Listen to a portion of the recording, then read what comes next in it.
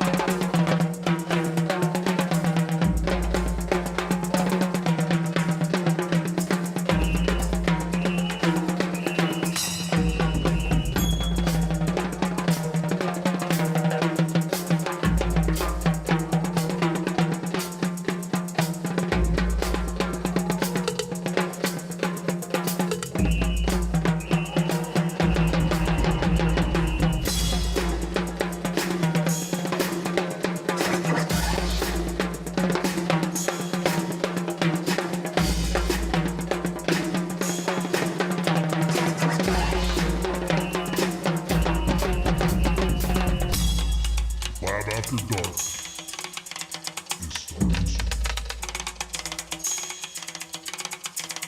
Right. Well, you opened that Pandora's door.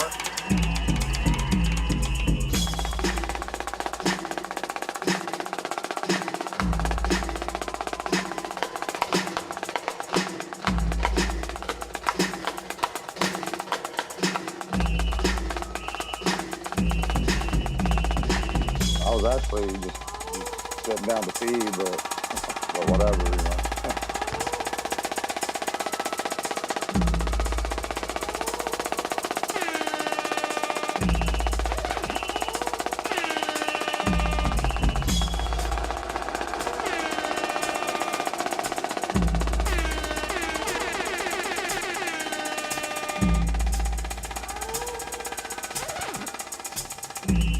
What's the point in causing these ruffles? What's happening? Welcome. Lab After Dark starts now. What's happening, everybody? Good to see you. Good to be here. What do we got going on?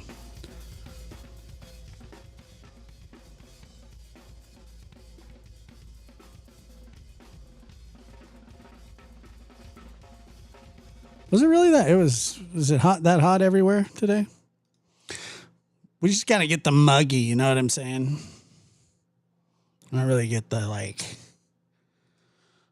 scorching hot, thank God. Because that sucks. All right. Welcome to Lab After Dark. I appreciate everybody being here. Let me see. Let me fix this really quick. Humidity is the worst. It's bad. Hey, long time no see. Yeah, I know. I've been on the interview room quite a bit, and it's been a lot of fun and very informative and humbling and sad and kind of everything that encompasses. I am very blessed to have found friends with Chris and Gary. Yeah, it's fun. I do enjoy.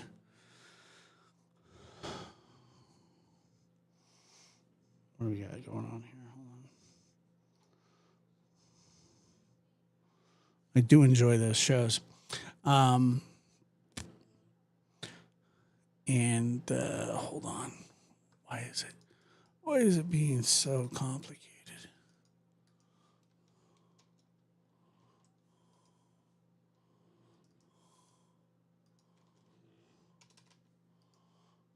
Oh my God. Yeah, I'm good. Thank you. All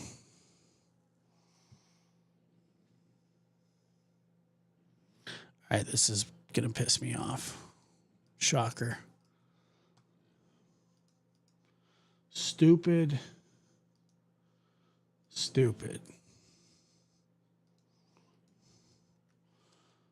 Now it works. God.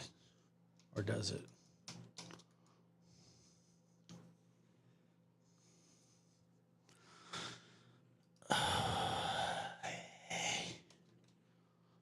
Why? Why are you doing this to me? All I want to do. Whatever. I can't do it. Pisses me off every freaking time.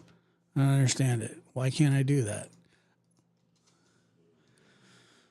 Oh, so frustrating. Anyway, so welcome to Lab After Dark. I'm your frustrated host, Joshua Diaz. Just mildly frustrated, not overly frustrated. I don't know. Frustrated. Noel, good to see you. Sparker, good to see you too. How are you, folks? Good to just climb on in here. Climb on in, everybody. While I try and fix this, I'm sad I missed Vogue. Caught up on replay. That was a hit, wasn't it? Good vibration. Madonna's got some hits. She's got some really, really big hits, you know?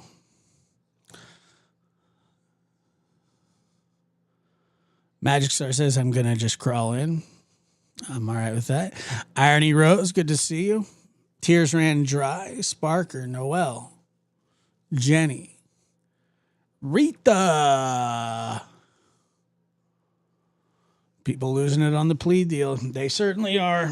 And I think so, I think some of that is probably for the parents. And I think some of it is partly selfish, for selfish reasons. And I mean that like with all of us. I'm not just singling, people out, but we're very curious. She has huge hits. Huge. Rod, what's happening? I just don't understand this at all. This makes... less sense than usual.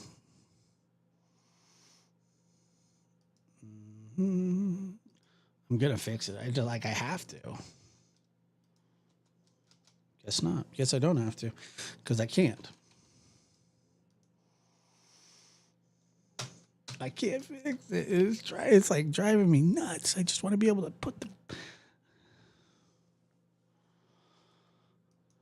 I can't even highlight your guys' chats right now. This is bullshit. Please. It just won't let me. I can't explain it. There's nothing to explain. I can't get the. All right, I'll try and explain it. It won't let me delete the chat overlay code. I don't know how else to say it. Pain in the ass.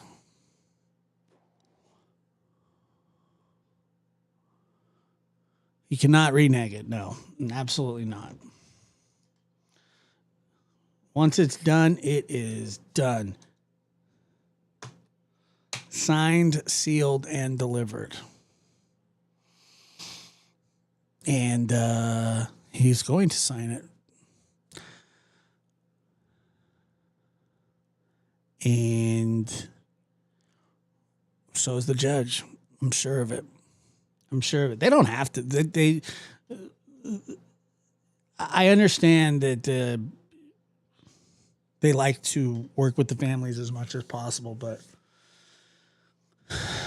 to be honest with you, I mean, it comes down to budget. It comes down to resources. It comes down to just not wanting to try a case. It is a lot of work. And whenever they can get a plea deal, most of the time, they do it. Regardless of what the family says or how the family feels, it's the truth. Please hit that like button on the way in. That would be awesome. So anyway, yes, great show. That story that Dr. Gary told was one of the most insane stories I've ever heard. And I've heard some stories, man. Nothing like a Colorado bus stop, gas station to be hit on from the lady from Deuce Bigelow.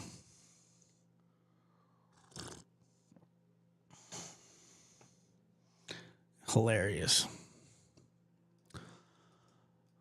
And also, I got bit today by my dog, Macho. Legit bite. Rough. Bit my hand. This little sucker. Little sucker. But probably deserved. What a horrible thing to say. He did. He bit my thumb. I'm wearing a Band-Aid because of it. Look. I swear to God. Got a Band-Aid and everything. What did I do? Why did I piss Macho off? I like how you guys are just coming to his defense left and right. What about me? I'm the victim here. I didn't. I don't believe Macho bit you. Were you stealing his food? Nah, he wouldn't bite me for stealing his food. It wasn't food related. No, it was a piece. It was mail related. A piece of mail. And I was teasing him. In all honesty, and by the way, though, Kelsey, what a horrible thing to say, but it's okay. But I'm going to say that it was my fault. And I'm also going to say that it was probably an accident. Because I was playing with him with an envelope. And he took it. He ripped it out of my hand. Then Otis tried to grab the other end. And then I reached in, and as Macho was trying to I believe, regain leverage, my thumb got in the way, and his little baby canine tooth got. No, there's not stitches. No, not stitches. My God. So anyway, and I went, ow, and he pulled like back and went. And I said, dude, you cut me. It drew a little blood, you know. Nah, I wouldn't say it was my fault. No, it wasn't my fault.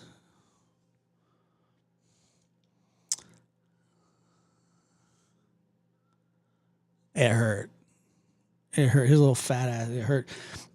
But anyway, yeah, it's a paper cut. I know. Terrible thing to say. No stitches, no shot. It was just a little Neosporin and a Band-Aid. It wasn't. I'm just telling you, I got bit and it hurt. And that's all I'm saying. That's it.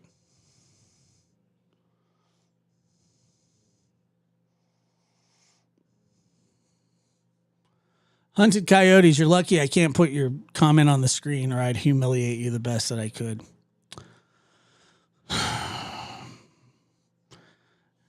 You sounding like a baby? Yeah, well, whatever.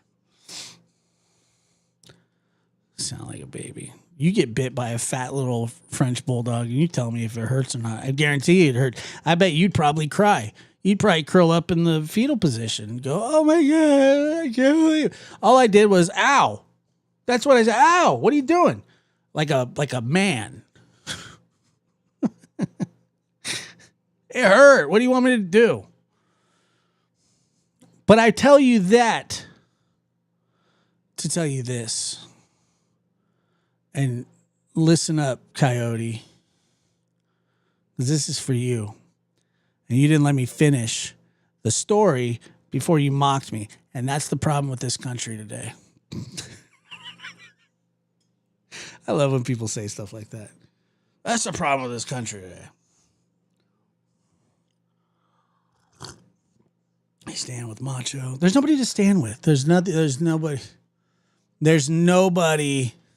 to stand with. Let's just put that out there right now, okay? But I tell you this story to tell you this. Excuse me. I told you that story to tell you this story. As I was cleaning the gaping wound that I had just suffered at the hands of a canine, I had everything that I needed. The antiseptic. I had the salve, the bandages. And it was rough, to say the least. I wasn't really sure at the time if I was going to be able to keep said thumb. Oh my God, Otis is scratching on the door. All right, dude, come on. Get in here. Come on. Come on. You can't just scratch on the door, then not come in. Come on, man. Let's go. Otis, come on.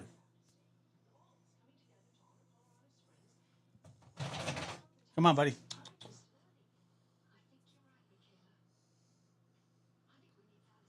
It is what it is. You have permission to block Kelsey or put her in timeout for, I don't know, 20 minutes. That's probably good. Get in here. Thank you. What do you think? 20 minutes? She shot out of a cannon tonight. Nobody wants to hear about your cesarean section. We're talking about my problems right now.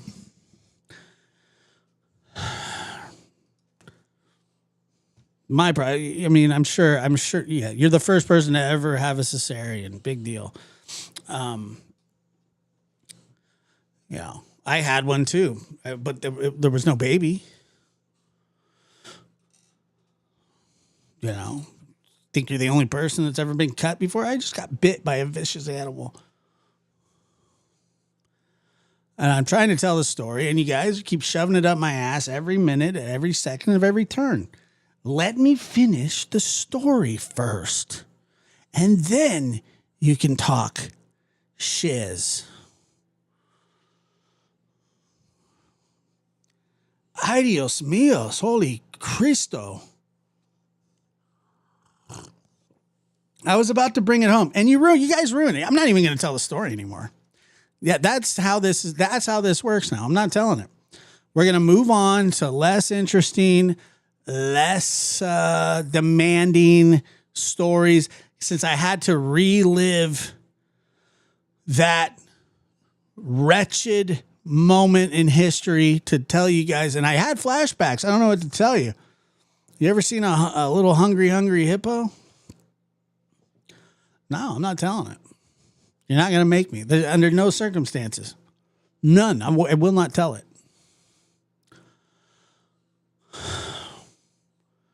You need a dog bite injection. You can get lockjaw. Is that true? Great. Something else I got to worry about. No, I'm not continuing. We'll talk about something else. You can really get lockjaw? Why would I get lockjaw from a dog bite? Wouldn't you have to have rabies?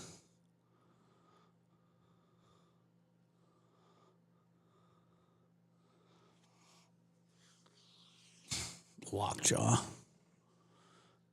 It does kind of feel stiff.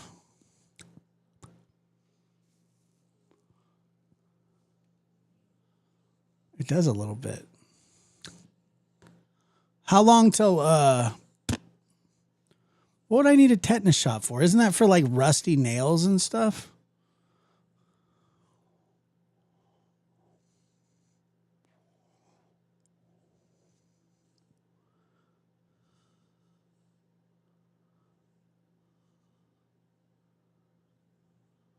You get, hold on. Lockjaw? I've never heard of that before. Can you get lockjaw from a dog bite? Oh, shit. Yes, a dog can potentially cause tetanus, which is something referred to as lockjaw, due to its characteristic symbol of jaw stiffness muscle. Tetanus can be a serious bacterial infection that can develop from a wound, lead to painful muscle spasms. Jesus.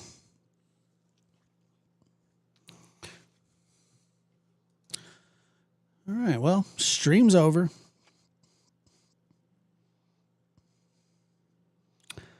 Gonna have to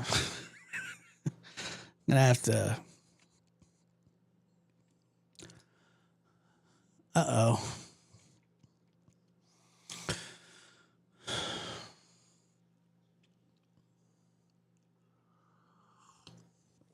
Oh, thanks. It's curable. Is it really?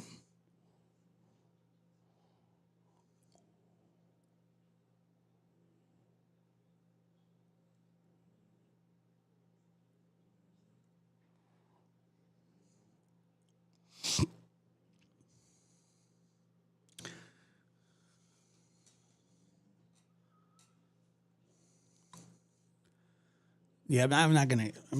Why do I need? Do I need to go to the ER? Is that what you're telling me? You think so? Josh, if it makes you feel any better, I once got bit on the arse by a German Shepherd. Martha, it doesn't make me feel better, but I do feel really bad that happened to you.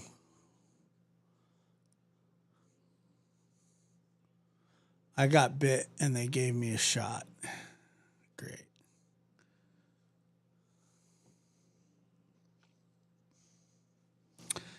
Okay. Now I know why people do streams like this. Can't even itch your ear in peace. Lockjaw and shit.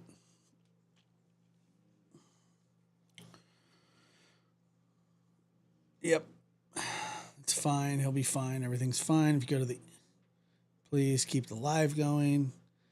I will not live stream from the emergency room.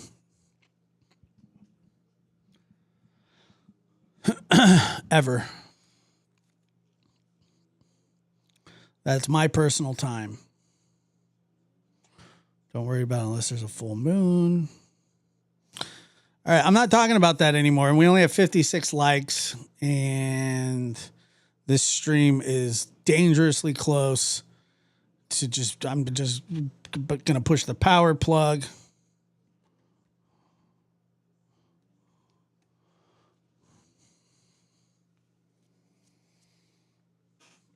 It's just like embarrassing, dude. Leprosy of the brain. Great.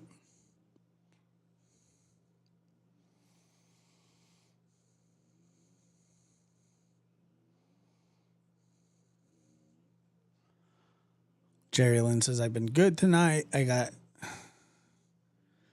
Yeah, well.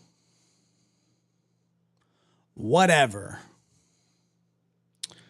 Moving on. No more story about the dog. It's clear to see who everybody's rooting for here.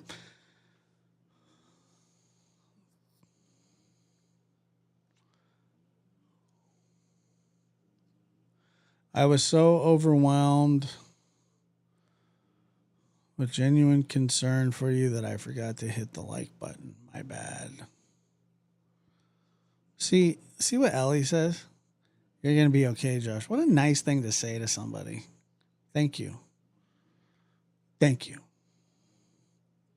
What a nice thing to say.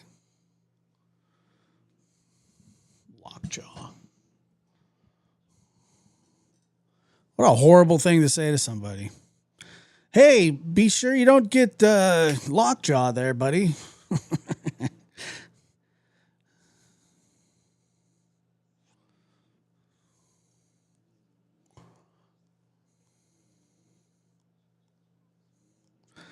No, I'm not foaming at the mouth.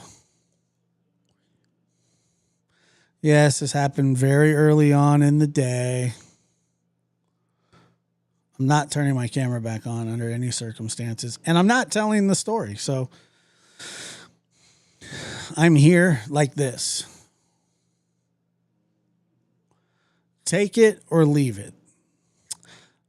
I can't even highlight your chat. So like a rudderless boat right now. It's just not working. We only have 79 likes too.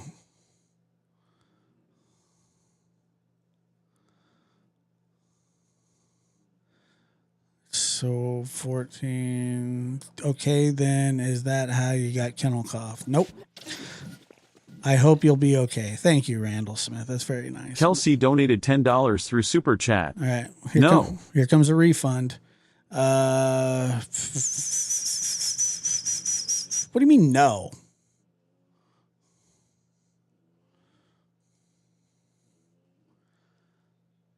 Yes, is the dog okay? Yes, he's fine. He's snoring very loudly right now.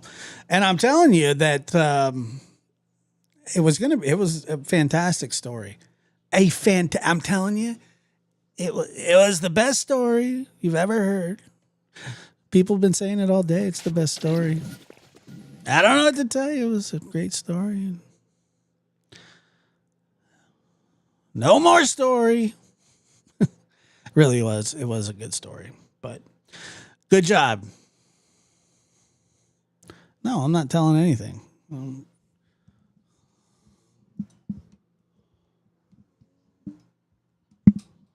know. Am I being gray? I'm not asking for anything. Oh my, Noel. Oh man. This stream's got to end now. No,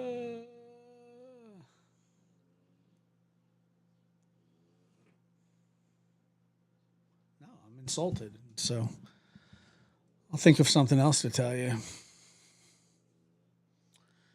I don't know anything about Alligator Island. What's that?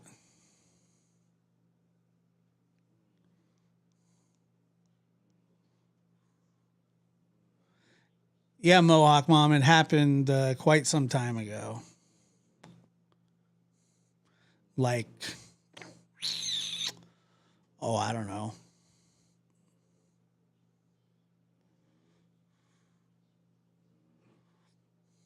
It was hours ago. You mean alligator Alcatraz? I don't know what that is either.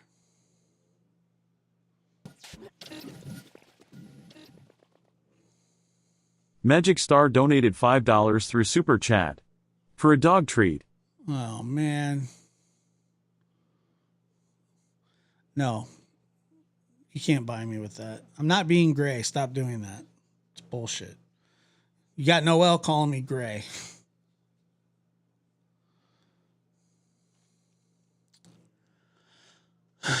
The new Alcatraz for illegal. I'm not going to look it up.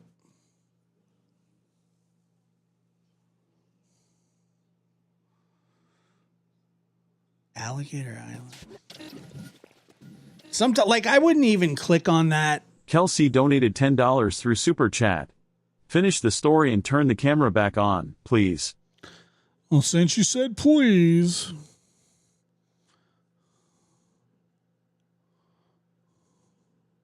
If it turns purple green in the morning, I'd get a shot. I've been bitten by him before. Like I don't think that I'm going to need a shot.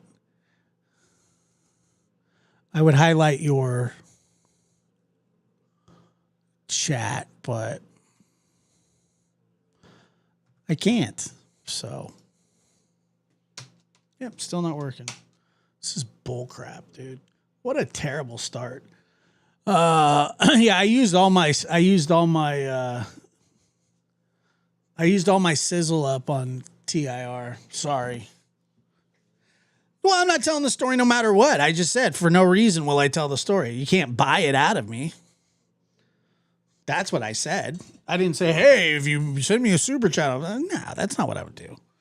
I'm not telling it. It's just not going to happen. This is under no circumstances. It doesn't matter. Ever. Oh, God. Joanne Marie donated $5 through Super Chat for a Josh treat, smiley face emoji. My sausage is still sizzling. I don't know what that means. Great.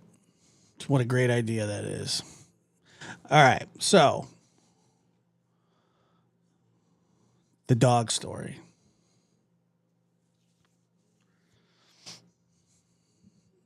I think it's doing okay,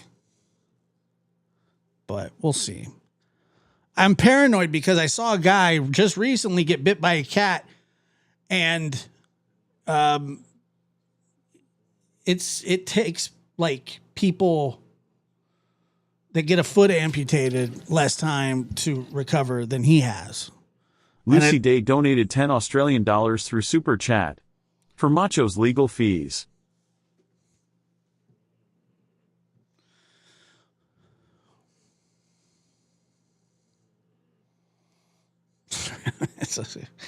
Oh my God.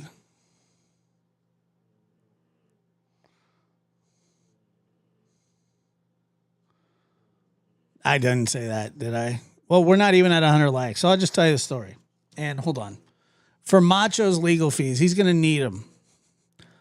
For a Josh treat. I like Cheez-Its. Finish the story and turn the camera back on. For a dog treat, Macho gets a dog treat. Okay. All right, whatever. Let's do it here. So anyway, this vicious savage of an animal almost rips my entire thumb clean off. And I was just like, no, release me. You know, and I just was like, it was all very bad. It was traumatic. So,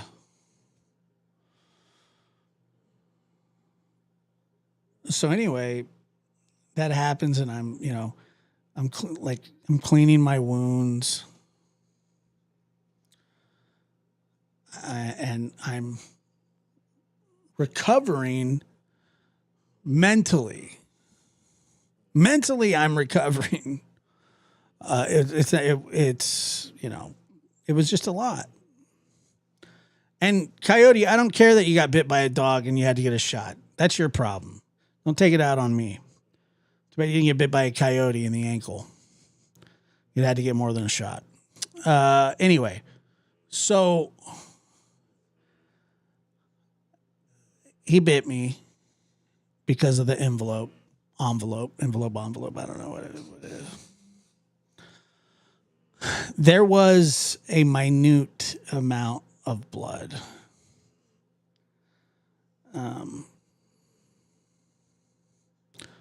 Coyotes ate my cats. I mean, so now you just like, yeah, that's horribly sad. Why would you need to tell me that?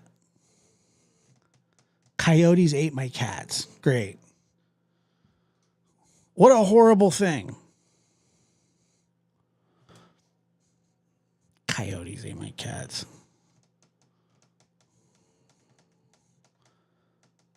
How many?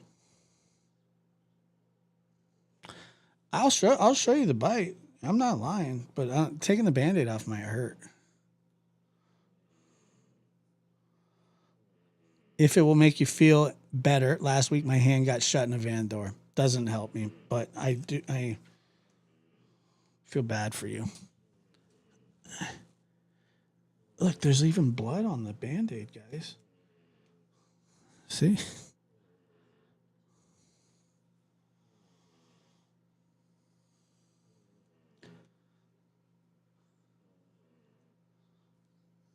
Told you.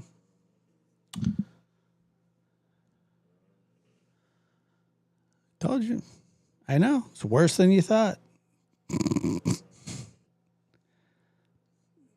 It's way worse than you thought, isn't it? Told you. I told you. So anyway, here's the beautiful. Now you need a clean Band-Aid. Exactly. See Jerry Lynn too. Oh my, you're okay. You're okay, Josh. It happens. My God. Let's see. Here, let me show you. Please show us. Show us. And then I show them. They go, you big wuss. Wah.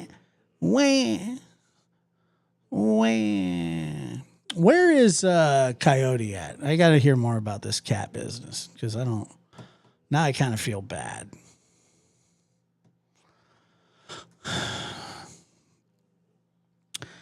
Apparently, he had multiple cats that were. Anyway. I'm going to live to host another show, Benita. Thank you. Dog bites are really bad. They do. Anyway, so here, I'll show you again. You want to see it again?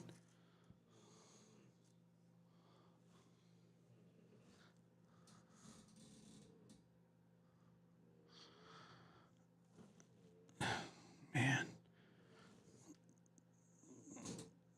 See that? It's bad, dude. And it's getting red.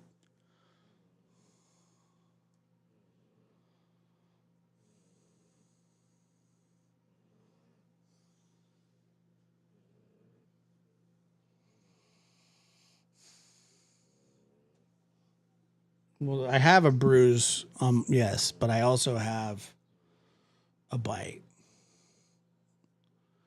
It looks infected? Does it really? God.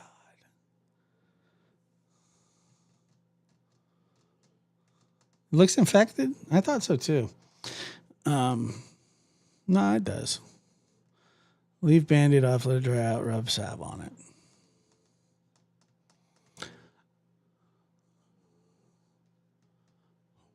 I don't know. Callie Dime seems like she's like a vet or something.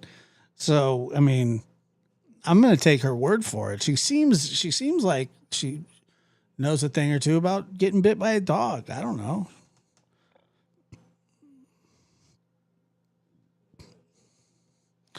Yeah, I'm not going to rub any dirt on it. That's one of the most terrible ideas I've ever heard in my life. We're at 95 likes. There's 150 people watching this hog shit.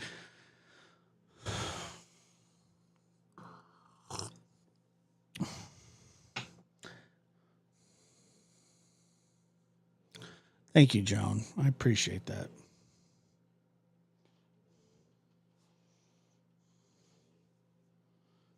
Yeah, this is a bruise, so.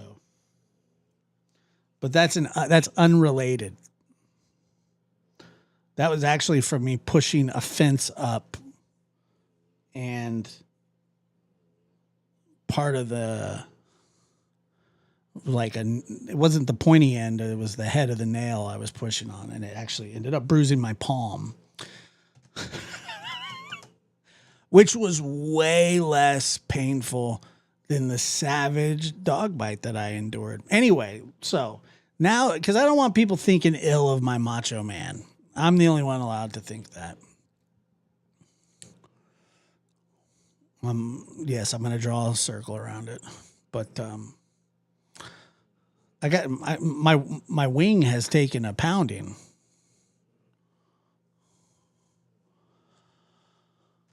Anyway.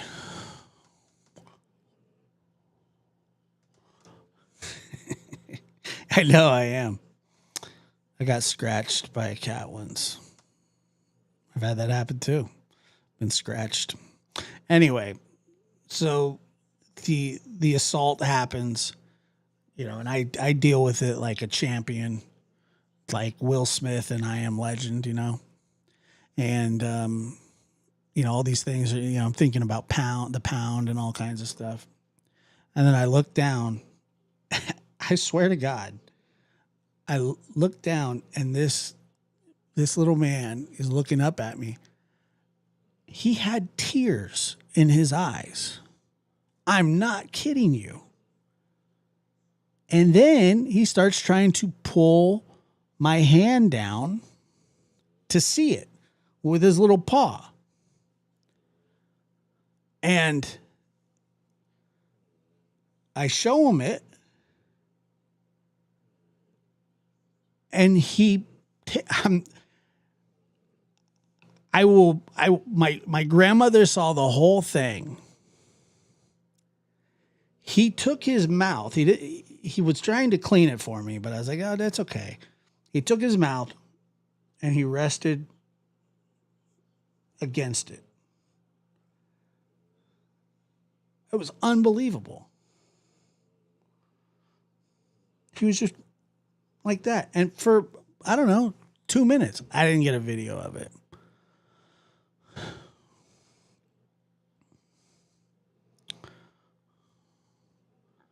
But he felt horrible. And so anyway, he obviously it was an accident. We're at 99 likes. It's depressing. It was a complete accident. But he had tears in his eyes. It was the weirdest. I've never seen that before. Yes, Grandma will testify on his behalf.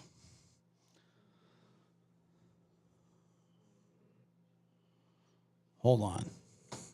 Let me see. I want her to corroborate the story.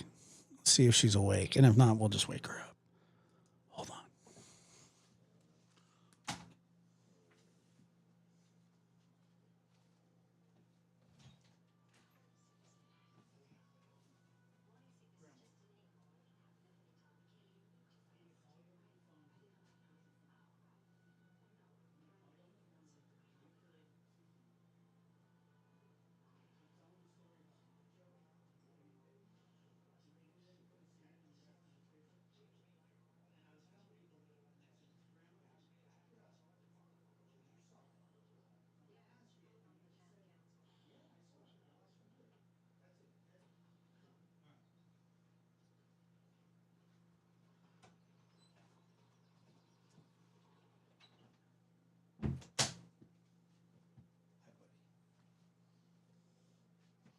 She's at the back of the house. Hold on.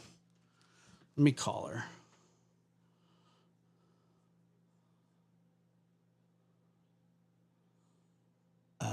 If your dog got his shot, you're safe. He did.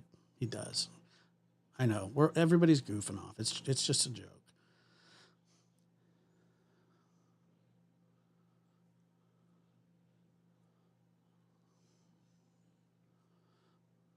Where is she?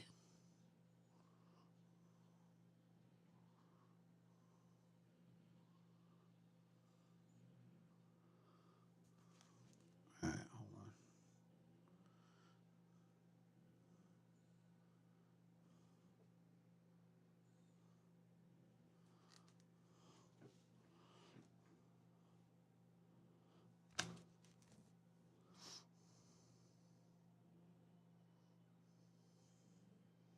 Hello.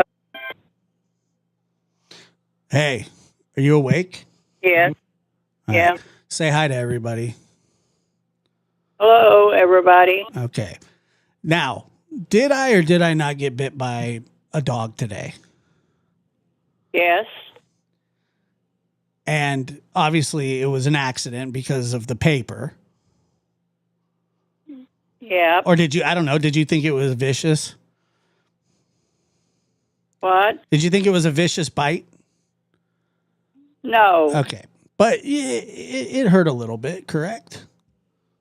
I Yes. went, ow. Okay. What did Macho do? It broke the skin. It broke the skin a little bit. What did Macho do when that He happened? went and licked your thumb. He was licking my thumb, and then what else did he do after that? He just kept looking at it. And he put his little face right on my thumb, didn't he? Yeah. And he held it there, didn't he? He knew what he done. He felt bad. He actually had little tears in his eyes. Poor guy. I just wanted you to testify on behalf. I know you wouldn't lie for him, you know, because you and him love each other. But yeah, anyway, anyway. Well, I'm glad. Thank you for backing up my story. You're welcome, All right. grandson. All right. Love you. Bye. Love you too. Bye. See? So there you go. No, not tears from laughing, Pam. But she's 81, so she's pretty young, I guess. I think that's her first official. That's her first official appearance on the show. Somebody became a member here. All I need is Jesus, coffee, and true crime. How beautiful is that? Did somebody else? Did I miss something? Here, hold on.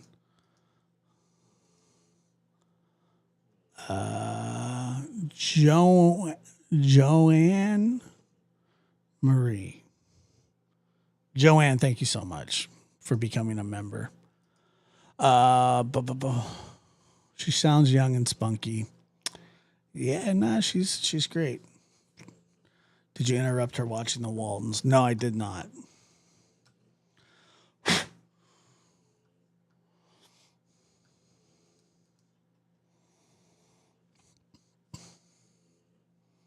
That almost makes me want to live into my 80s.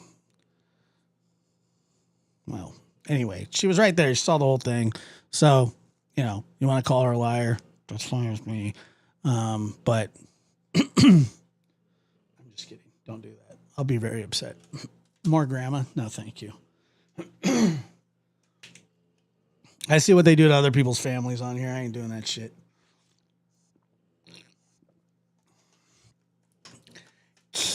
Kiss my ass. Oh, Macho is directly behind me sleeping. I want a baby goat. What the hell does that mean? Like a baby, like an actual baby goat. She is. She's very sweet. I don't know. I'm just joking. I have a weird sense of humor. I wasn't actually serious, but if anybody did, it didn't matter. She'd beat the shit out of them. Good. I'm glad that sleeping on the bed, my bed. Thank you, Kelsey. That's very kind of you.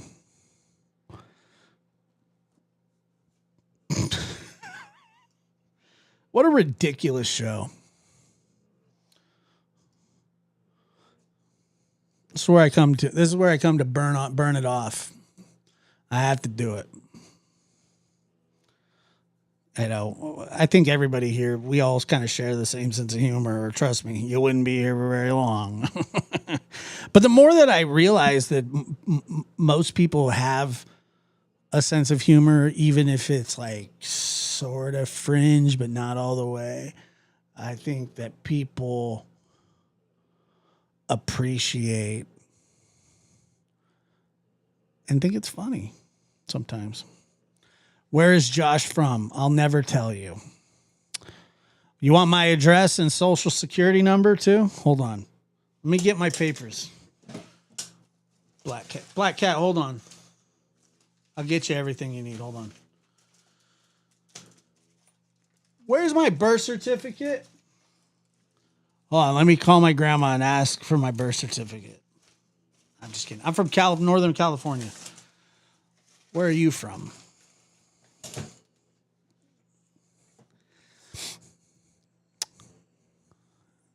It's just a great big dumpster fire.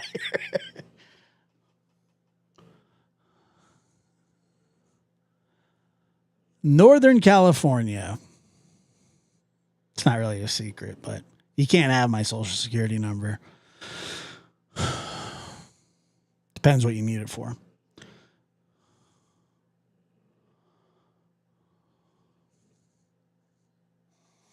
Well, that person's never going to come back.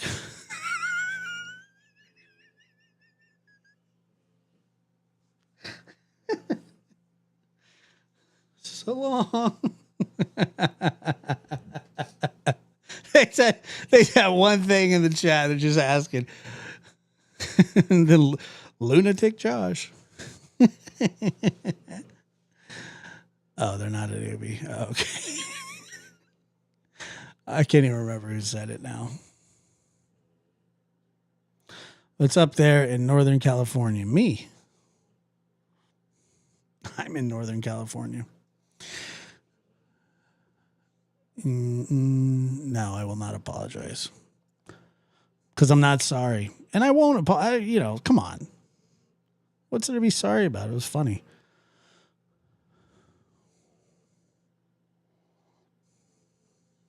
It's not a full moon, just mental illness.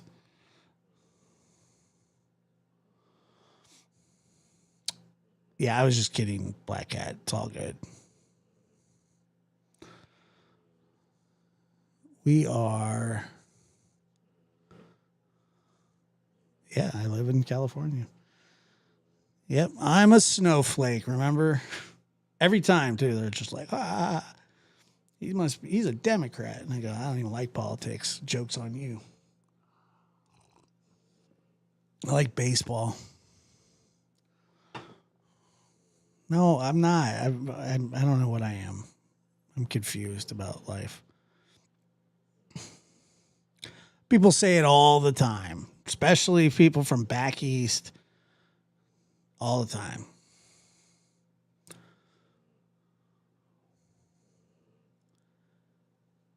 If you're from California, you're automatically, I don't know.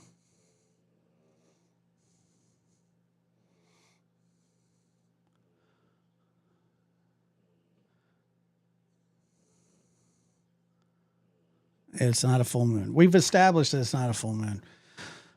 Why is it that why are we looking for a full moon? Are you trying to explain my behavior? Is that what you're trying to do? What's the topic tonight, Josh? I don't know. I got bit by a dog. Oh, sucks. Boo.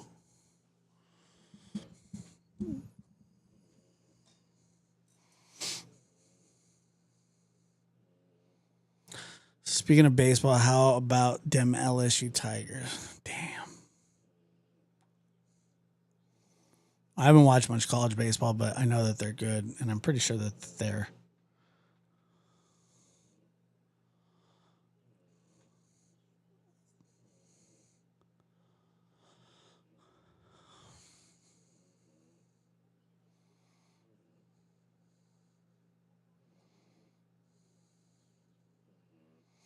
I think Macho might have some werewolf in him. He's a very powerful young buck with broad shoulders and masculine bark. May your first child be a masculine child. You come to me on the day of my daughter's wedding.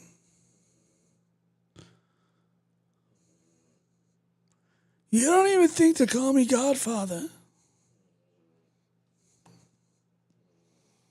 May your first child be a masculine child. I always thought that was funny. Like, what if it was a girl?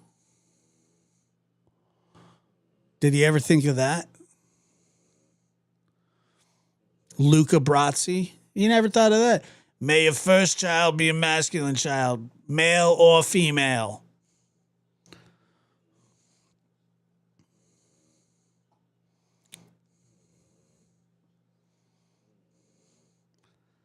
Friggin' Luca Brasi, dude. Like, I never understood that. He should have been very specific. May your first child be a masculine child. And if it is a girl and you want it to be masculine, may your first girl child also be a masculine child. But if she's into Barbies or anything like that, then it's okay. Blue and pink are now neutral colors. But if you have a young boy, may your first boy be a masculine boy, and may he never wear pink. I don't know.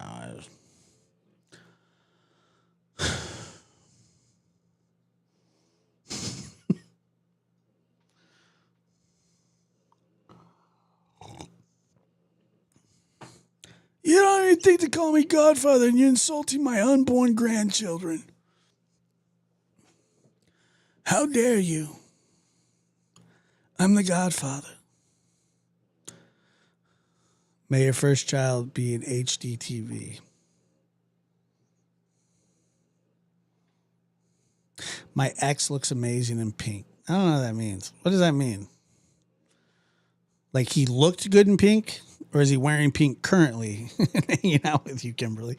I don't know what that means. My ex looks fantastic in pink. Okay.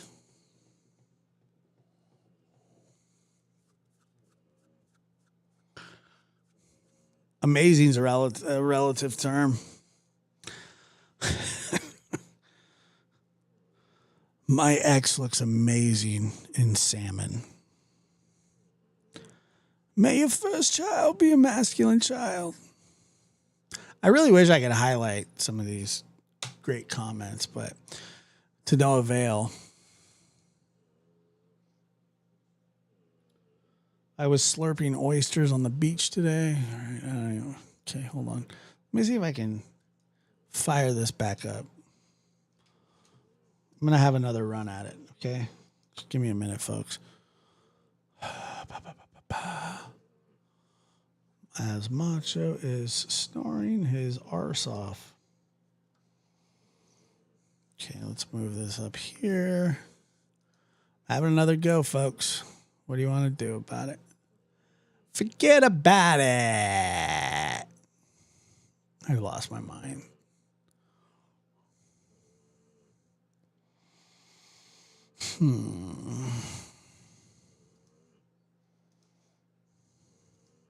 Just bear with me. I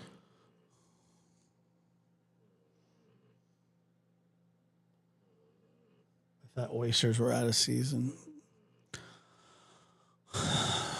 Ooh, Dr. Kathleen Ramsland. Dude, I've actually... Here, I'm going to bring this up. I was a little starstruck. She was the first episode that we ever did on the Witness Box. My Band-Aid just came off.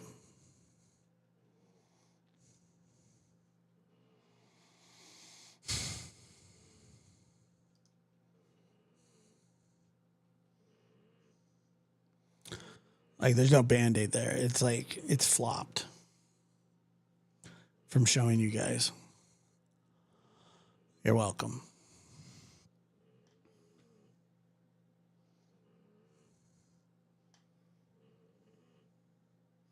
Now, Dr. Catherine Ramsland, I believe.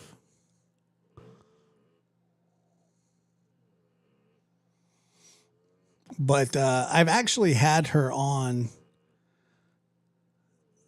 We had her on the Witness Box, the very first episode, about a book that she wrote.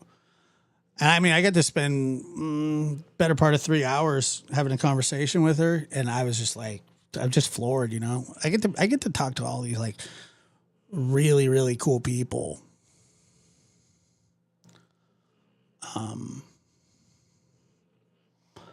That I have no business talking to. But they're just so, I mean, it's a blast, to be honest.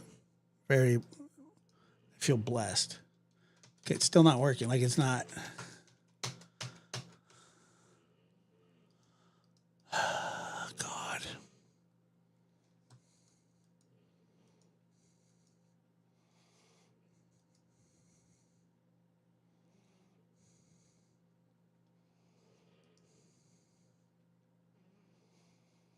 I do. I get to have some of the coolest conversations with some of the smartest people. And matter of fact, I do want to listen to her.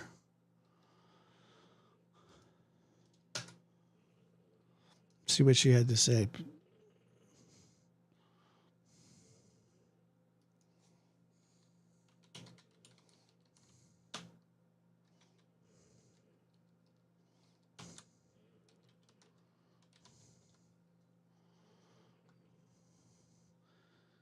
Yep, she is. She's a classy lady, I'll tell you that.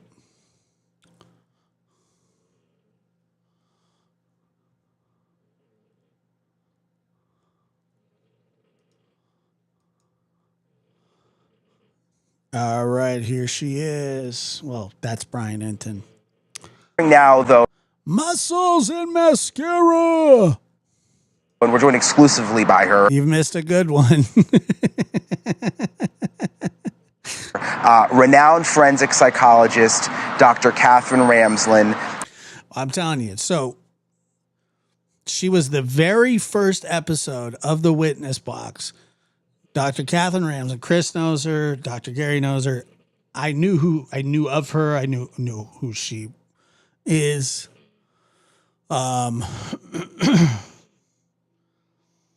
And we had actually a really funny exchange where she actually, because it wasn't videotaped, but she kind of threw her head back laughing. And, you know, I was a little nervous to crack a joke, but she said something about how she's written 100 and I'm not exactly sure if it's this high or not, but it's a lot. She's written a lot of books.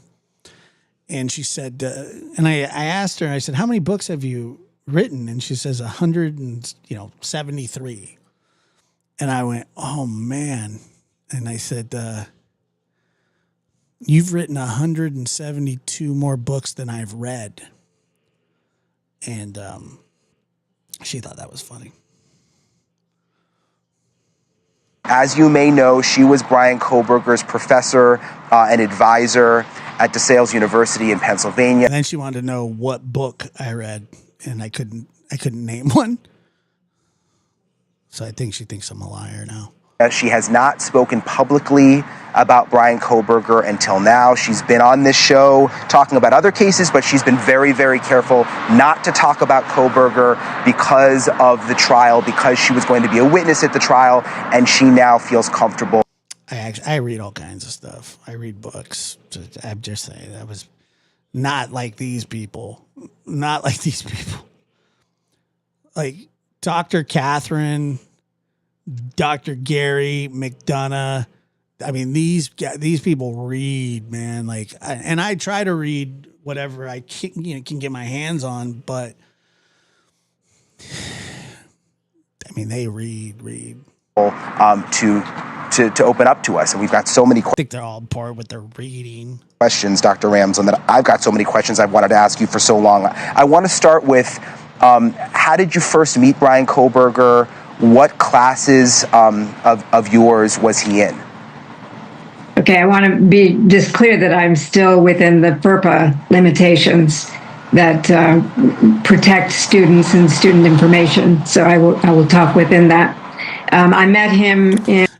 Noel, there's no witnesses anymore. In the fall of 2018, when he came to DeSales University, he had an associate's degree and he was going to get into our 4-year program as a psychology major. He selected the forensic track, which made him an advisee for me because I managed the forensic track. And he was also in my class that semester. Muscles, tell your son happy birthday. That's awesome. And Dr. Ramsland talks about FERPA. I should have mentioned that there's a law, it's a federal law, I believe, that she is not allowed to talk about certain aspects of a student, their grades, certain parts of their academic life. It's almost like a HIPAA. So she's going to tell us what she can, but unless Brian Kohberger signs off, she's legally not allowed to talk about certain elements of his academic career. So just keep that in mind if there's some things that Dr. Ramsland can't answer. What was your perception of him? He seemed like eager to be in the classroom. He was polite. He was respectful, intense, and curious. And there was no reason for me to think that he was anything other than someone who was really interested in this potential career. Was there anything looking back now that was strange about him or that you noticed? When I look back, there really isn't anything that stood out to me. I think when you're a teacher, your instinct is to accept students at face value. You don't, start with suspicions or, and there really weren't any red flags. He was always really quite respectful and grateful. He would thank me for things. He was attentive. He would do the work. I didn't have any concerns. I think it was 4 classes that you taught him in. What were those classes? There were 3 undergraduate courses in the forensic track that I taught, and he was in all of them. Well, one was Introduction to Forensic Psychology. Another was my death investigation class, which was called Psychological Sleuthing. And the third one was called Dangerous Minds, the Psychology of Antisocial Behavior. And then he got into the graduate program in criminal justice for a master's degree. And he took a course with me called Behavioral Criminology. And tell him it's not too late to play football in the fall. Anything, Dr. Ramsland, when you look back and you think about the curriculum of those classes, and not getting into his specific experience, but when you think about what you taught in those classes that you think, oh my gosh, he may have used that in what he's now accused of doing here in Idaho? Well, the antisocial behavior course involves serial killers and mass murderers, and we do a lot of case analysis. I use two books that I wrote. One was written with the BTK killer, whom you just mentioned, and his decision process and the crimes and how he thought about them and felt about them and what was it like for him, to be caught. So that's a very intense book. And also I have one called The Mind of a Murderer, which was about various behavioral experts over the past century who interviewed killers, mass murderers, and serial killers to get as close as possible, spending a lot of time with them to get as close as possible to their process of becoming a criminal. And so he would have been exposed to that. I think now looking back, I would look at maybe some of the things that interested him as being, something that gives me pause. But we always have to think about, we all know, everyone in this field, forensic psychology and criminology, know that we could have students who might become offenders. But we also know that the vast majority of our people are sort of drawn to that, obviously. Students will not, and will instead go into a field like law enforcement, FBI, Secret Service, that make the world better, that protect us, that So we know that there's always a risk that we're attracting somebody. Well, Sam, it's not like, she was like, she's got a lot of students and it's not an exact science, but at all. Who wants to do something terrible, hoping we won't ever have that. But, in my case, I did. Can you say, Dr. Ramsland, what it was looking back now that sort of raises your eyebrows specifically in terms of things in the class? I think just the idea of wanting to study offenders and what their thought process was, how they felt about their crimes, wanting to study that, and then finding out that this is a person who then is now saying he's guilty of doing these things. I have to look at the framework of what I taught and wonder, did I inspire him in some way? Did I, but I can't second guess that, because I may have inspired somebody else to become an FBI agent. And that's, unfortunately, in this field, that's what we live with. Macho inspires me to be a vet today. I mean, you've been studying serial killers most of your life, but when you talk about the fact that what you taught may have inspired this, that's got to be hard for you to process, I would imagine. It's terrible, very hard. And it's not just what happened to the victims. I really thought Brian Kohberger was a promising student who really could have made a mark in this career in a very positive way. I thought that. So disappointed, angry, and very shocked that this is who he turned out to be, and horrified for the victims and their families. Just horrified. I mean, I worked with Dennis Rader closely for 5 years. I met the victims' families. I saw the devastation that these kinds of acts can have. And I have to always keep that in mind when I'm teaching these subjects. What did you think when you first heard that Brian Kohberger, your former student, was arrested for this? I was completely floored. I didn't believe it. And his demeanor that we saw on media was that he was confident that he was going to be able to prove his innocence. So I wanted to wait and see. I wanted to give him the benefit of the doubt. But as months go by and he kept saying that he had an alibi, and I wondered, well, why are you sitting in jail? Give us your alibi, get out. And that wasn't happening. And then it was really when he said his alibi, and it was clearly not an alibi, and he would have known that, certainly from all the classes that he had through undergraduate and graduate work. He would have understood that wasn't. And that's it's a very great point, because a solid alibi would have absolved him of everything. Like an airtight alibi. If he was at TGI Fridays hanging out with the boys, or at 4 in the morning, I don't know who does that. I'm just saying, like, maybe he was at Rock and Bowl or something. Really an alibi. I think that was when I was really, floored that. And it was kind of like what Dr. Gary talks about with the mask. They're able to fool people and they've been doing it most of their lives until it becomes,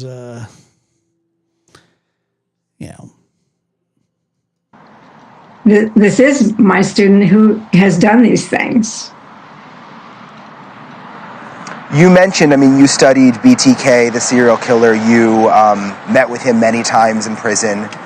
This is what you do in a hope to prevent these things from further happening and understand the mind of a serial killer. Would you want to study Brian Kohberger? Have you put any thought into that? Is that something that you think could be possible? I've been thinking about that for 2.5 years. I would. I mean, this is my work.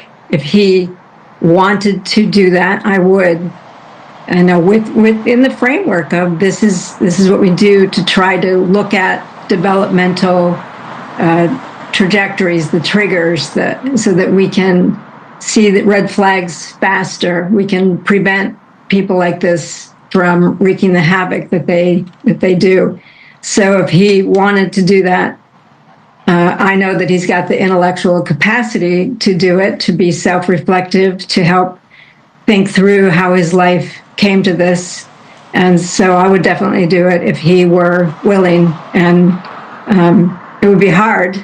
But I think because I have so much material from him, I have questions for him that I think nobody else but me could ask. And just my last question, Dr. Ramsland, I mean, you are the person that I think of who, if anyone could see through someone and see that they have a secret side, I would think it would be you, because this has been your life's work and trying to figure that out. And in a sense, it almost feels like Bryan Kohberger even had you fooled. Well, I study the ones who are really good at it because I want to truly try to understand what can we see in the constellation of behaviors that will tip us off earlier. Because people who are really good at passing as normal and keeping their dark side hidden can fool people, can fool all the experts for a long period of time. I think anybody in my field will tell you they can be duped by a really skillful, predatory type of person. So, I'm not going to say I'm the person who can spot this. I can see things like if you have a rigid personality and you're threatening, those are red flags that are very clear. Or you have a mental instability and you're drawing, violent images. These are things we can see and we can anticipate. But if somebody's presenting themselves as a completely normal human being engaged in life the way, that according to our expectations, it's really hard to see through that. And as a teacher, I am not initially suspicious that students are there for the wrong reasons. And so I think some of us have what I would call a cognitive disadvantage, because we are giving the benefit of the doubt to students. And I think that's certainly what happened. That's why I would want to work with him and study him, because I want to understand how he was able to completely fool me. Well, it'll be interesting to see as this moves along, if that indeed ends up happening. Dr. Ramsland, appreciate you coming on tonight and sharing this. And for the naysayers in the chat, I mean, she is one of the most decorated, studied. I mean, she's not out there like looking at people, examining them and going, is that person a serial killer? Is that person a serial killer? When she's consulted on active investigations, but she's not like thinking up somebody from, going, oh yeah, that person cut their sandwich with a knife with the left hand and then stabbed the sandwich in. And, it's just like, she's a brilliant human. She's, consulted on almost every case that there is when it comes to serial killers. Yeah, she was teaching classes. She wasn't investigating. I mean, I don't know. I don't know anybody that does that.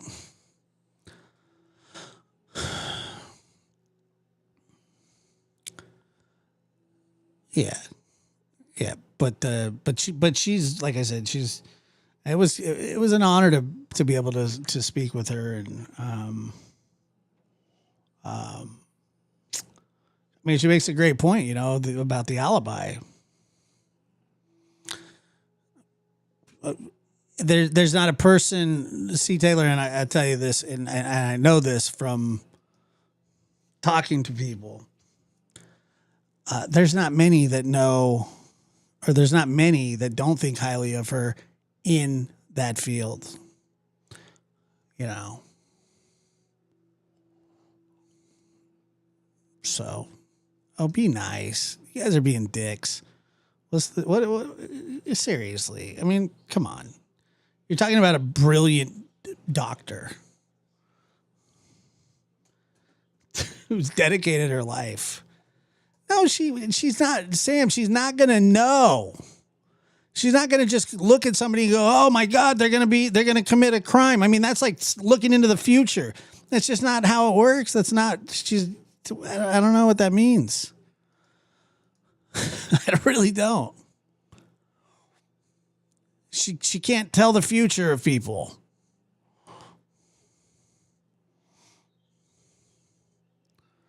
So what? Every other serial killer has interacted with people, and you know, it's just I don't know. I don't know, dude. I have no idea.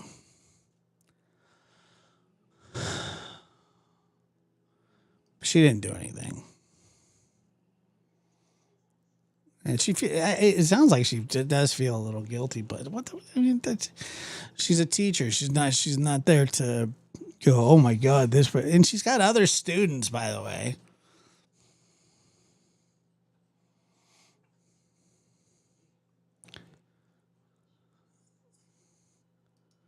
I mean, if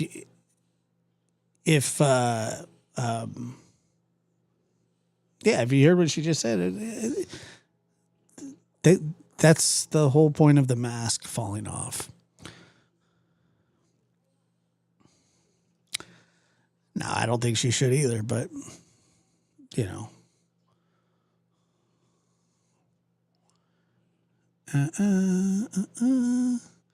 I didn't say you said that she did it. I'm saying that you think that she should somehow be able to look at somebody that's taking her class and go, you know what? That person's going to commit 4 murders, or that person's guilty of this or that, or, you know, she has never given an interview about this. You know what she could have came on here and said, and she didn't? She could have said, I suspected him the whole time, but I couldn't say anything because of the confidentiality of me being his teacher. As soon as I heard that it happened, I suspected him, blah, blah, blah. She's just not fake. I mean, that's not what she does. Insight into your former student. Thank you so much. Thank you. At some point when you regain... Yeah, well, a heart attack happens right in front of you, Sam. Come on now. Has anybody kept up on this kid, by the way? You want to talk about this thing is something else. This is going to be a weird one.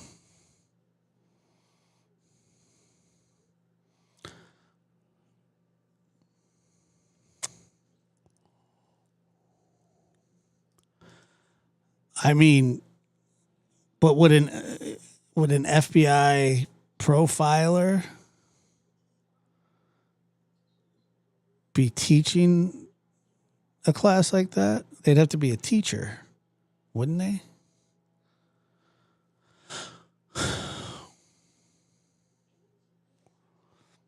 Like they're an FBI profiler profiles. She teaches and consults. Have you been watching this trial? Yeah, I have too. So this kid, whoo, boy.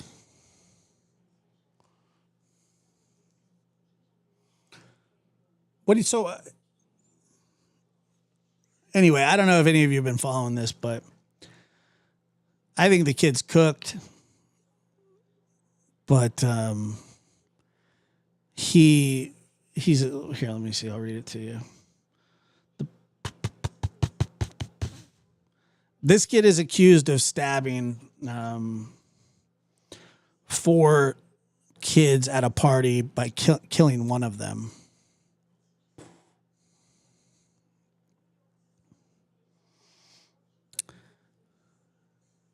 All right, Sam, I'm going to get you right here. This is going to be one of the greatest gets that's ever been gotten before. Like they know better how to spot the signs more than a lot of people, like a heart doctor. That's true. A heart doctor, if somebody's clutching at their chest, could go, you could be having a heart attack, but let me investigate. Let me get my machine. Let's hook you up to an EKG, and then we'll be able to tell. Because they will say, I can't tell without taking a look at what's going on inside. I can only speculate. But serial killers don't clutch at their chest. No, they don't. They don't show outward health symptoms. Maybe mental. But to make it to be the point of, well, that person's a serial killer, you know. Yeah, I'm sure he was an excellent. Most people that get into those graduate programs are excellent students. And nobody's laughing at heart attacks. But anyway, yeah, I don't know. This kid broke down on the stand today, and you're just like,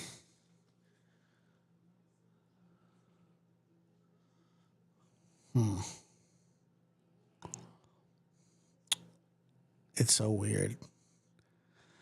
I don't like. It's hard for me to. There's so much to it, but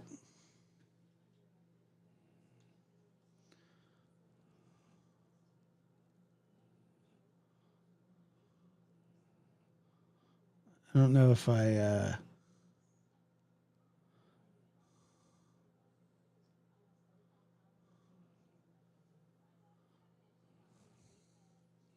Well, I don't want to just play what he had. In consciousness, you took the knife out of your pocket, right?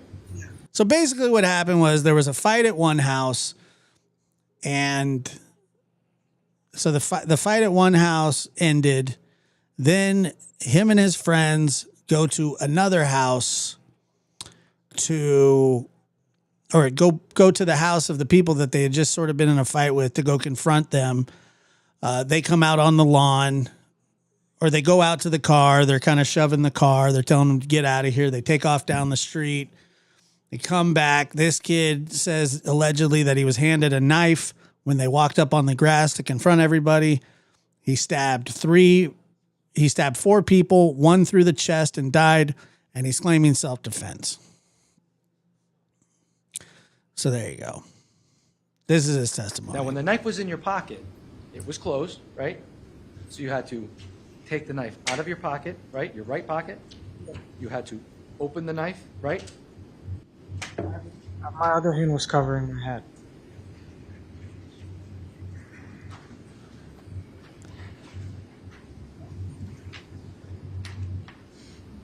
Showing you states 95.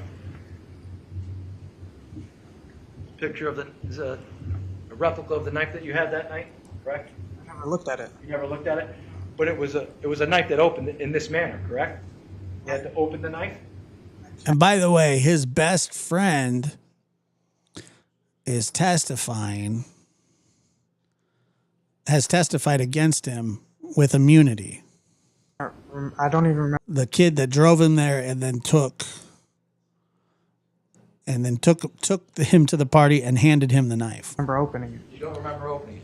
Well, was the knife opened in your right pocket when it was in your pocket? I don't think so, no. No. So if this was the knife, or if this is a copy of what the knife looked like, it would have been closed in your pocket, correct? Yes, he stabbed 4 people. He stabbed 4 kids, and 1 died. 1 was stabbed through the ribs. 1 was stabbed in the leg. And he's claiming self-defense. He was 16 when it happened. I believe he's 19 or 20 now. When you were on the ground, you stick your right hand in your pocket. By the way, his girlfriend that night that he had never spoke to him again after that night. Nobody had. Nobody would talk to him after it because they all think that he did run back to the car from what I understand. You take the knife out of your pocket, Let's hear what he correct? says. And then you proceed to open the knife, right? No, I don't remember. My other hand, I remember, was the whole time holding my head. So you opened that knife with one hand? Yes. You recall doing that? No. I don't remember opening the knife. And when you take the knife out, you have it in your hand, your right hand, right? Yes. And you have it in your hand like this, in your fist. Yeah. And the blade is up this way, Yes. right? And his name is Raul Valle, also known as Lito. I found it interesting to know that he has a brother also named Raul, but they call him Lito, which means the younger. you say on Apparently his parents just kept naming all their kids after their grandpa. direct examination, Lido. you Lito. were flailing your arms. Do you remember saying that? Yes, there was drinking involved. And you indicated that you were swinging the knife, right? Yeah.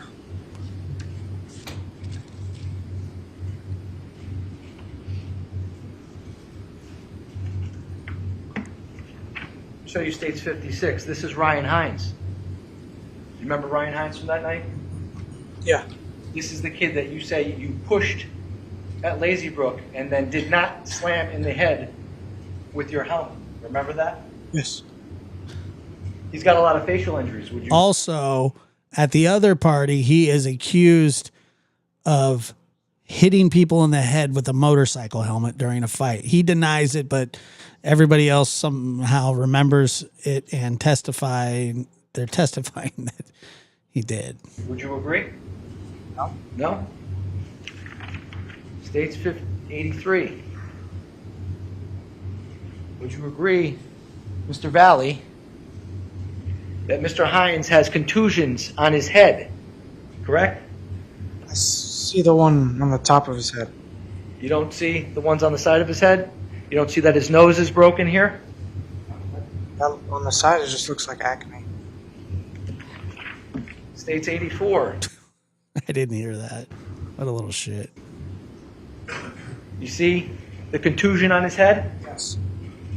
That wasn't caused by your helmet? Did you do that at 43 Laurel Glen? No. So somebody else must have done that. Yeah, I guess. You have the knife in your hand, and you have it in the fist, right? That's true. He did. States 87. And you stab Ryan Hines in his chest. It wasn't his motorcycle helmet, actually, Sam. It was actually believed that he stole it from somebody. And puncture his lung, correct? Yes. Like this, right? Wasn't aiming or anything. And you stab him in the side. States 89, right? That's After not this- a swipe. Would you? I don't know if he cries here or not, but there is a video of him crying. And let's see if that changes any of your minds. Agree? That's a stab wound, right? I was flailing my arm That around. was a stab wound, right? I was flailing my arm around. So you're indicating that this is a swipe? Objection, Your Honor. I think that mischaracterizes the testimony. Sustained. States 91. You were flailing your arms. He stabbed it again in the left side, correct? This is Connecticut. So he stabbed 3 times, right? Yes. Yeah, I don't care how old he is. I mean, anybody. I usually don't really, unless like it's like a 10-year-old or something. But at 16,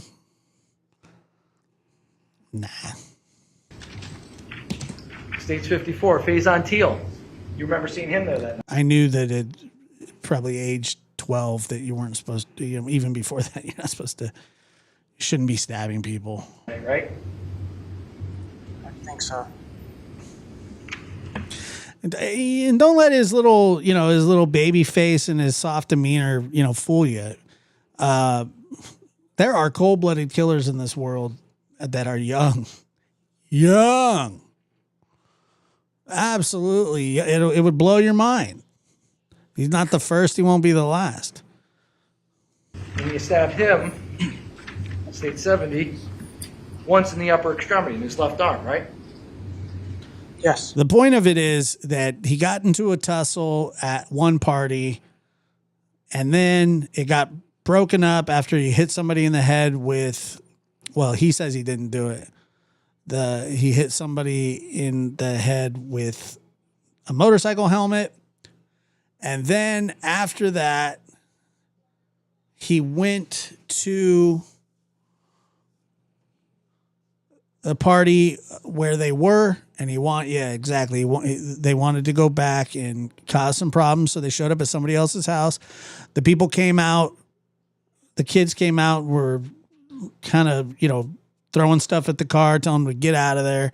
They took off down the road. They came back again. And then they squared up. And then he went back to the car and asked for a knife, is what somebody else said. He says that he was handed a knife. While you were flailing your arms. Yes.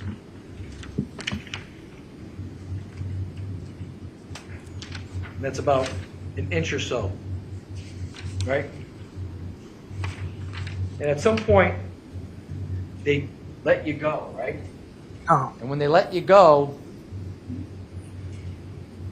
at that point, Tommy Connery comes over, right? Because Ryan Hines is now out of it because you just stabbed him 3 times, right? They never let go of anybody. And Tommy Connery comes over. Remember Tommy Connery? States 55? That's Tommy Connery, right? Yeah. And you're down on the ground, right? Sorry. You're bent over, right? No, you're not bent over. It's on the ground. You're on the ground. And you go after Tommy Connery, States 77, and you stab him 4 times in his leg, correct? Well, Rod, I agree with you. It's like I said the other day. It's like when your dog turns into a snake. That's my boy. That's my homie. Well, when shit hits the fan, Go after anybody.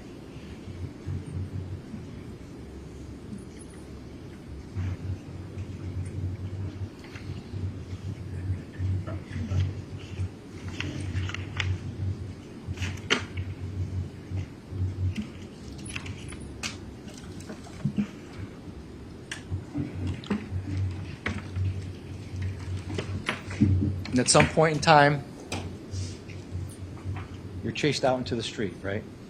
Yeah. And you fall down. You said, according to your direct testimony, is you fall and you skin your hands on the ground. That was after. That was after. That was the second time, not the first time. But at some point in time, you go out into the street, right? And we see that in the video, correct? I got thrown like towards the car. Right. And you run back to the car, right? Yes.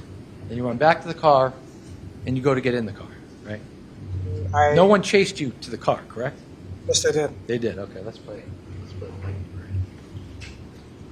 and there's video, lots of it, because kids love to record. Play the slow.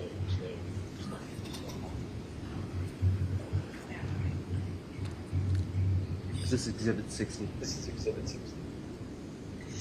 Yep, there are. Yes, Noel, there are 3 survivors and probably 50 witnesses. He's the only one with the knife. I need Yes, sir! Stop it. Who's this person right here running back to the car? Who's chasing them? If you back it up a little bit, you see all those people, right? No, they stopped. Back it up. Back it up. Back it up. Right here, right? These kids right here? Yeah. They're chasing you? They stopped. Right? I didn't look backwards. But they stopped, right? The video shows that they're stopped here at this point, right? They're not chasing you up to the car, right? The camera turns. Play it again. Just keep playing. That's you, right? Yes. And you're at the car by yourself? Stop it. Do you see Oh man! any kids coming now from your left side if they're chasing you? I didn't look that way. But in the video, they're not chasing you, right? I I didn't look that way. So how would you know that they're chasing you? My question to you is, in the video, they're not chasing you to the car, right? No? No. They play it. God, he's getting smoked.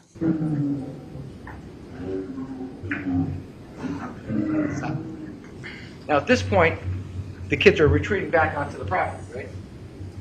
Yes, there was alcohol involved, beer, and it sounded like it was just what they all did on the weekends. I was just looking for Tyler.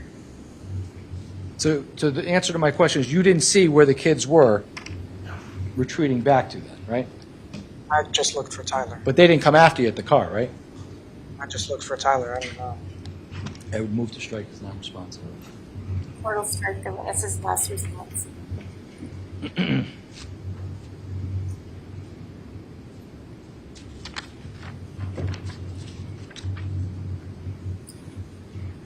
You indicated on direct examination that you were thrown into the car. You remember testifying to that? Yeah, I was pushed towards the car. But the video doesn't show you being thrown into the car, does it?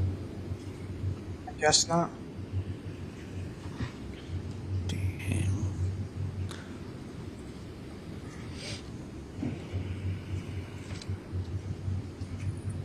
Now, at some point in time, you say you saw Tyler back on the lawn, right?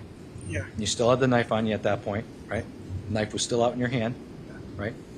And you come back into the fight, right? Yeah. Oh, yeah, he was running back for that knife. Now, also, it's important to note that some of his friends testified that even before the fight, he was asking about a knife.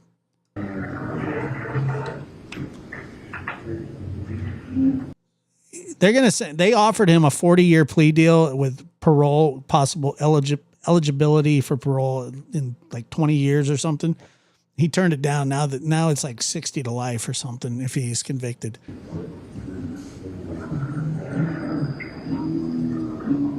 Why not just save the taxpayers' money? Well, he is owed a trial if he so chooses.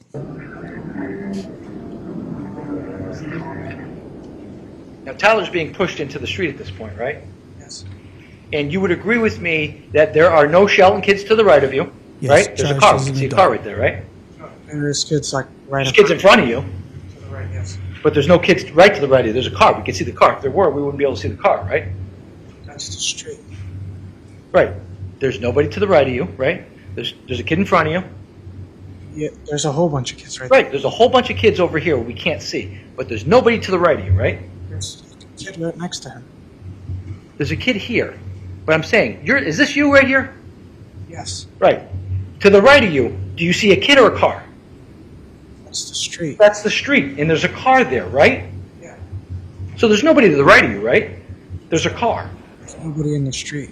And there's nobody to the left of you other than Tyler De Silva, right? Yeah. So when you're going back in, there's just a wall like this, right? It's like this. Right. But you're not surrounded at that point, right? At that point, no. No. But you go back in, and Tyler's already pushed out into the street, right? The video. I'm on my way back as he's. But Tyler is no longer engaged in the fight, right? I don't remember. You don't remember that. So you just blacked out and ran right back into the fold. That's your testimony today? Being on the yard, and it was just like a shoe horse of people. A shoe horse, but not a circle. You were not encircled, right? Like, was there anybody behind me? Right. There's nobody behind you. I don't know. I don't think so. Right. So you could have, if you chose to, which you did not, you could have left. You could have retreated, right? No. So you could not have left because there were people around you? Yes. So you just said that there was a semicircle of people on the yard. Now you're saying that you were surrounded. It was like this. So semicircle, right? Yeah. Not a circle. A circle goes like this, right? Yeah, I wasn't going to turn my back to that many people. You weren't going to... I'd move to strike as non-responsive, Your Honor. I'm going to allow the Boston to stand.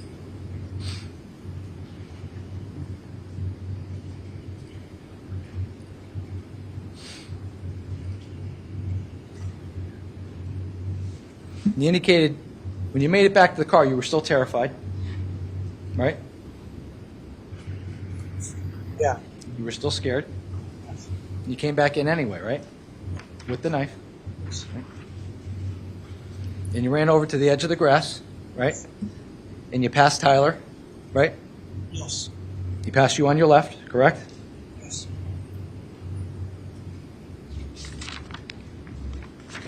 You indicated that you saw Matt Lockovich. See you, Rod. Good to see Yes. you, man. But you also indicated on direct you couldn't see who hit you. You said you were hit. Yes. You remember saying that? You couldn't see who hit you? I remember getting hit. But you don't know who hit you. I don't think so, no. Do you recall subsequent during your direct examination you said Matt Lockovich hit me? I said it could have been him. Could have been, but you don't know who hit you. And when you were running back into the fight, you had the knife out, right? Yes. And people that were in front of you were defending themselves from you, weren't they? No, they kept coming at me. They kept coming at you while you had a knife out, approaching them. I was standing still right there. You heard Charlie Connery yell, "He's got a knife, he's got a knife," right? I just heard screaming. I couldn't. At the time, you don't recall hearing that during the incident, right? But on the video, you hear him yell, "He's got a knife, he's got a knife," right? And you're saying that people engaged you while you had a knife at this point in time? Nobody backed up. Nobody backed up, but nobody attacked you. They were stepping forward, and somebody ended up hitting me. And you couldn't see who hit you. No. And you couldn't see if anybody had a weapon on them at that point, right?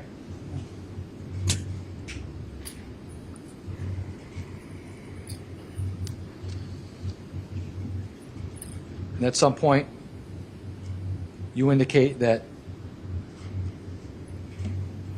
you turned around, well, let's run. At some point in time, you turned, right, to run back to the car, right? Yeah. But when you're turning to run back to the car, you see Jimmy McGrath and you stab him in the chest, correct? No. I would never do Have you it. seen the autopsy photos, sir? Yes. Did you see where his injuries happened? Yes.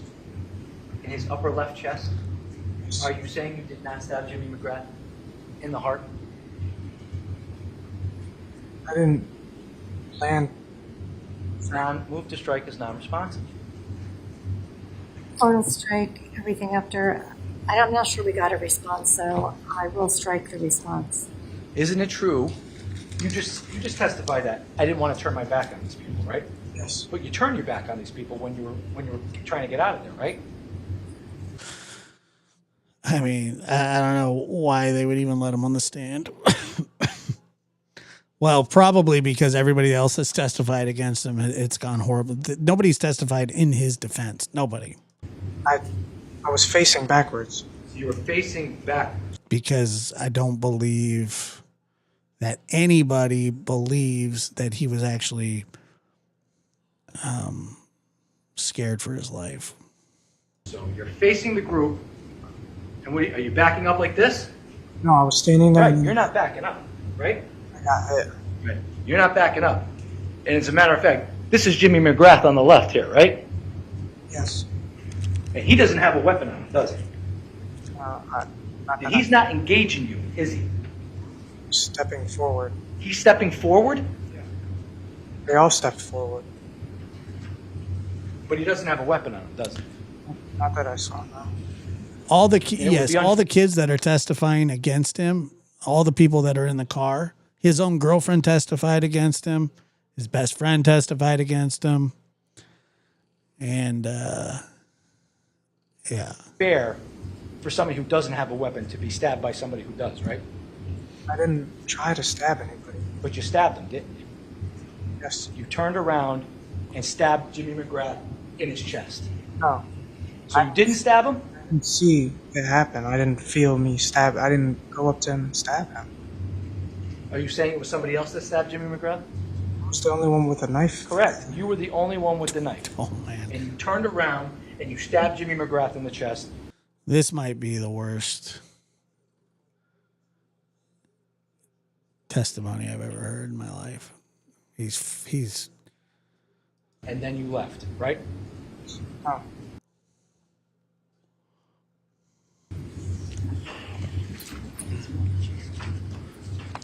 Hold on. Let me see this.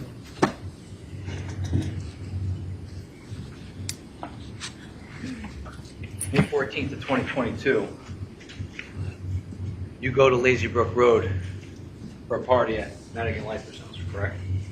Yes. That's you to the right there in the Ole Miss football shirt, Yes. the light blue shirt. Yes.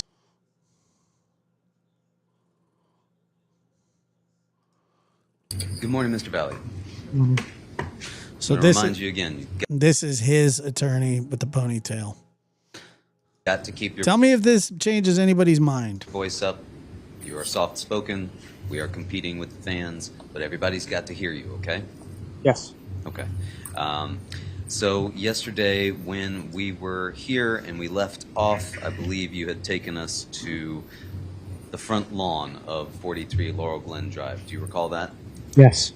And you were describing for us the scene there on that front lawn. Parents. As you and Mr. De Silva walked up. The question is, where did they get the booze? Well, the parents had it. Apparently the parents gave them. One of the parents one of the sets of parents was actually charged and given probation for giving them alcohol. To a group of individuals that had come out of the house. Do you recall that? Yes. Okay. And I believe that you had told us just shortly before we dispersed for the day that you thought there were about 10 people facing you and about 10 people facing Mr. De Silva. Do you recall that? I did not. Yes, but I'd say it was around 50 kids altogether. 50 kids altogether? Yes. Were you counting them? How can you be sure that there were 50 kids? I wasn't able to see behind them because there were so many people. It felt to you like there were 50 kids? Yes. But you weren't counting 50 kids? No. Do you recall how many kids, do you recall yesterday you had described for us that there were essentially two groups that started to form, one that was dealing more with Mr. De Silva and one that was dealing more with you? Yes. And he has like a young, pretty girlfriend, and she's like, we just should go home. And he insisted on doing what he did or going to that house. And how far away were you from Mr. De Silva at that point? Once the two groups started forming, it was hard to say how far Tyler was from me. I want to say 5-6 feet. Okay. And you had described that he was trying to have some sort of a conversation with somebody that he was dealing with. Do you recall that? Yes. Were you trying to have a conversation with anybody? What were you doing at that point? Yes. I was trying to have a conversation with Ryan Hines. Ryan Hines was one of the people that was facing you? Yes. How many other people do you remember that you were dealing with in the group that was facing you? After they separated into two groups, I want to say there was around 25 to 20 people just on me. And where were they positioned? At first, they were just in front. And then once they made the two separate groups, they were on both sides and in front of me. Your Honor, may I approach the witness? Yes, thank you. I'm going to put back up there for us State's Exhibit 52 behind you on the easel. You're right, Melissa. You should have just went home. I can't imagine a scenario where he's not cooked. But I don't think he should have been the only one. But he was the only one that did the stabbing, so that's all they were worried. That's who they were worried about, and I understand that too. It's a big ass poster board.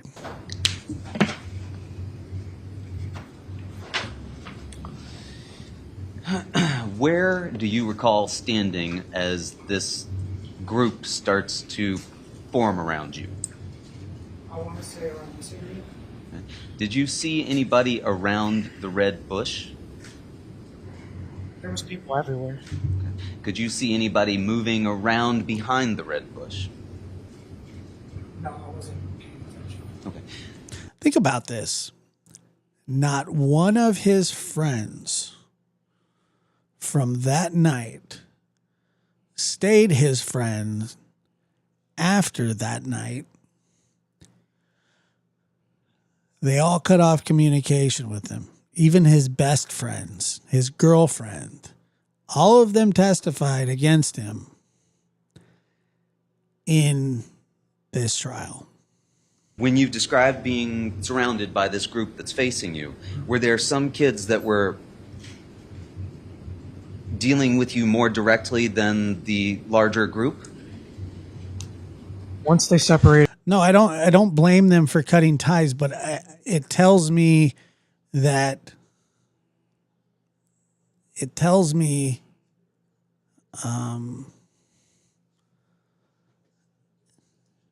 that they don't believe that he was fighting for his life. Not all of them got immunity. I mean, no. I don't know how many, but his girlfriend didn't. Yes, he's being tried as an adult, but they don't. What it tells me is they don't believe the story. Look, if I was with somebody that was being attacked viciously by a mob of people and they pulled out a knife and started swiping it at people to save their life or to save their own life because they were in danger of being killed themselves, I would stick by my friend.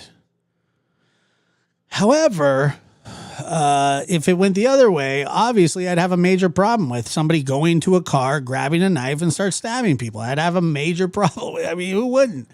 You know? Split us into two groups. Everyone was saying stuff. You described interacting with Ryan Hines. Yes.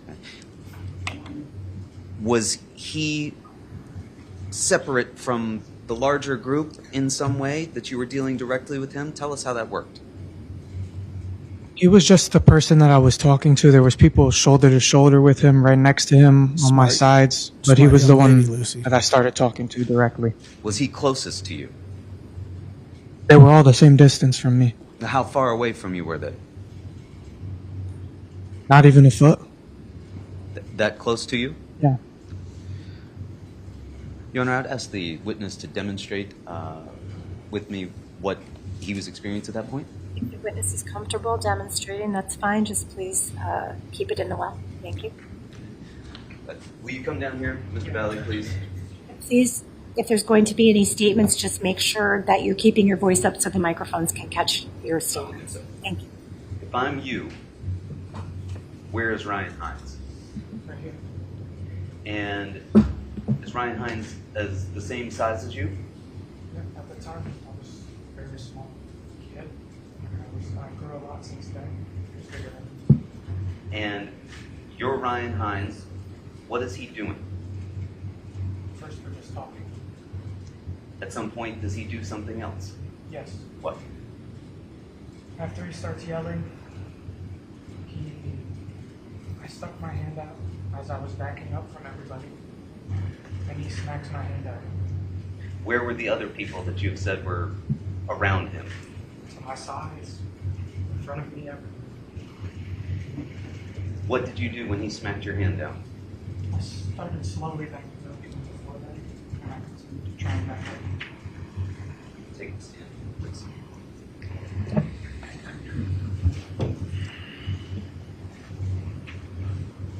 As you began to try to back up, what happened at that point?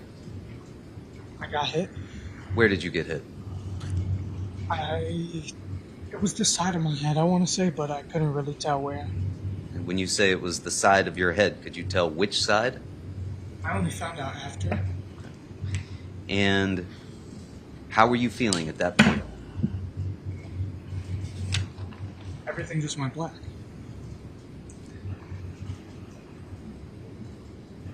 When you say everything went black, what's the next thing that you remember?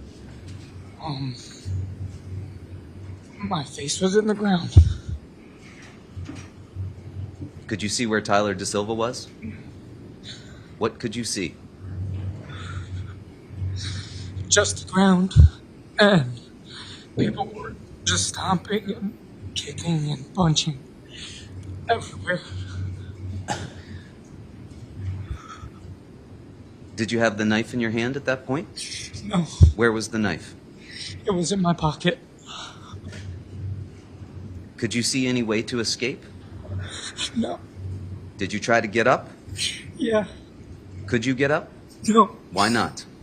There was just so many people hitting me and just everywhere. What could you hear?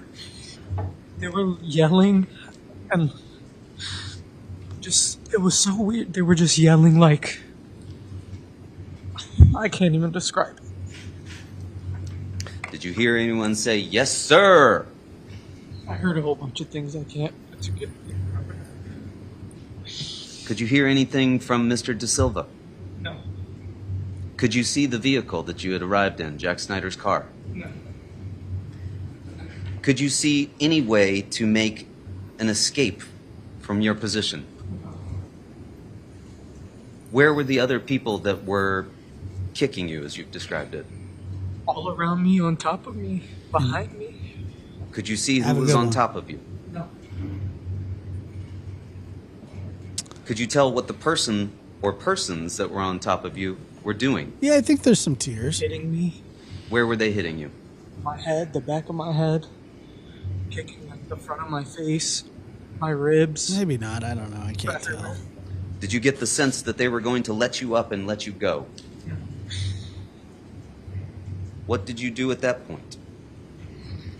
I went to cover my head in like a fetal position. Did that seem to have any effect?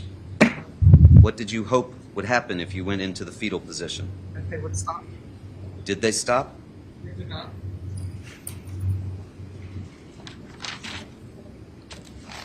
Put us there on that lawn with you in the fetal position. What were you feeling? Hopeless. Scared. Hopeless, Terrified. scared. Why hopeless? Because they just weren't stopping.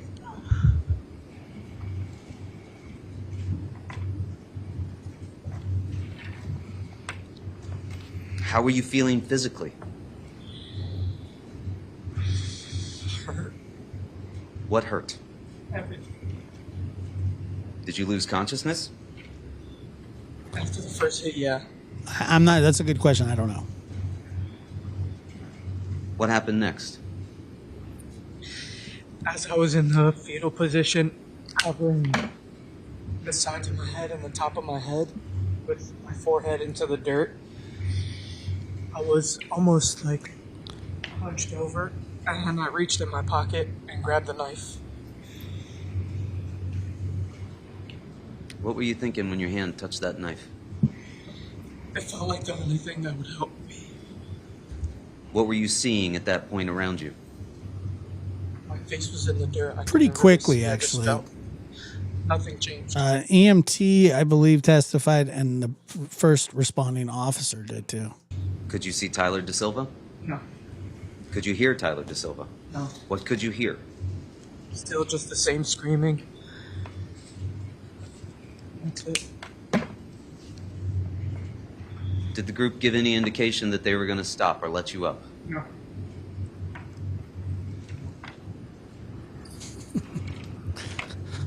What's up?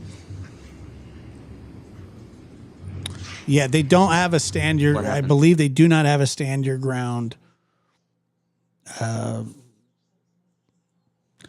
kicker in Connecticut. Next. After I took the knife out of my pocket, I started waving and just stabbing in every direction. Just flailing my arm around. Just flailing it, you know, inadvertently. Could you tell if you'd hit anything?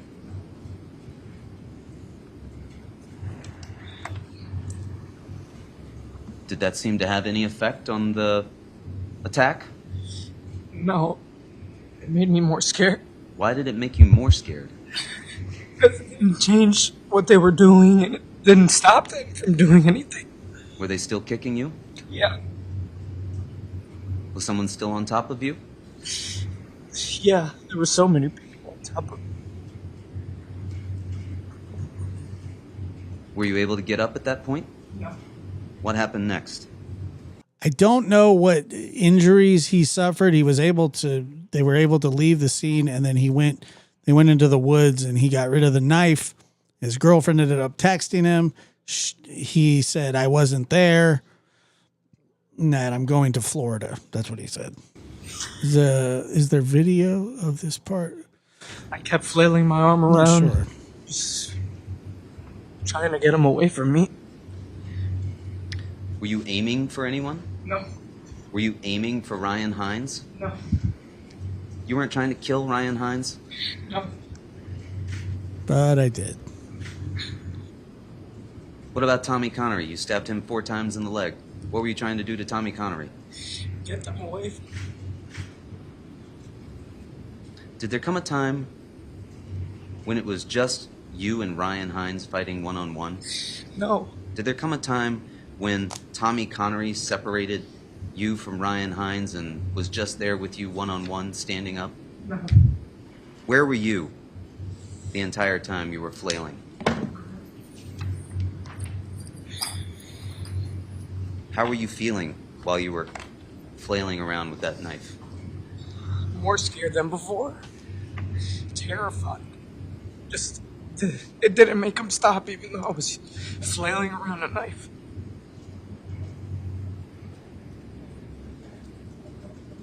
Could you tell how many people were around you at that point? Yeah, that's what I understand. No. What happened next? Some flashes, but I just remember getting shoved into the car. Did there come a point where you were able to stand up? How did you get shoved to the car?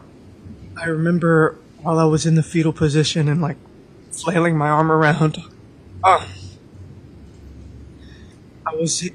like rolled on the back of my heels and tried to jump backwards. What?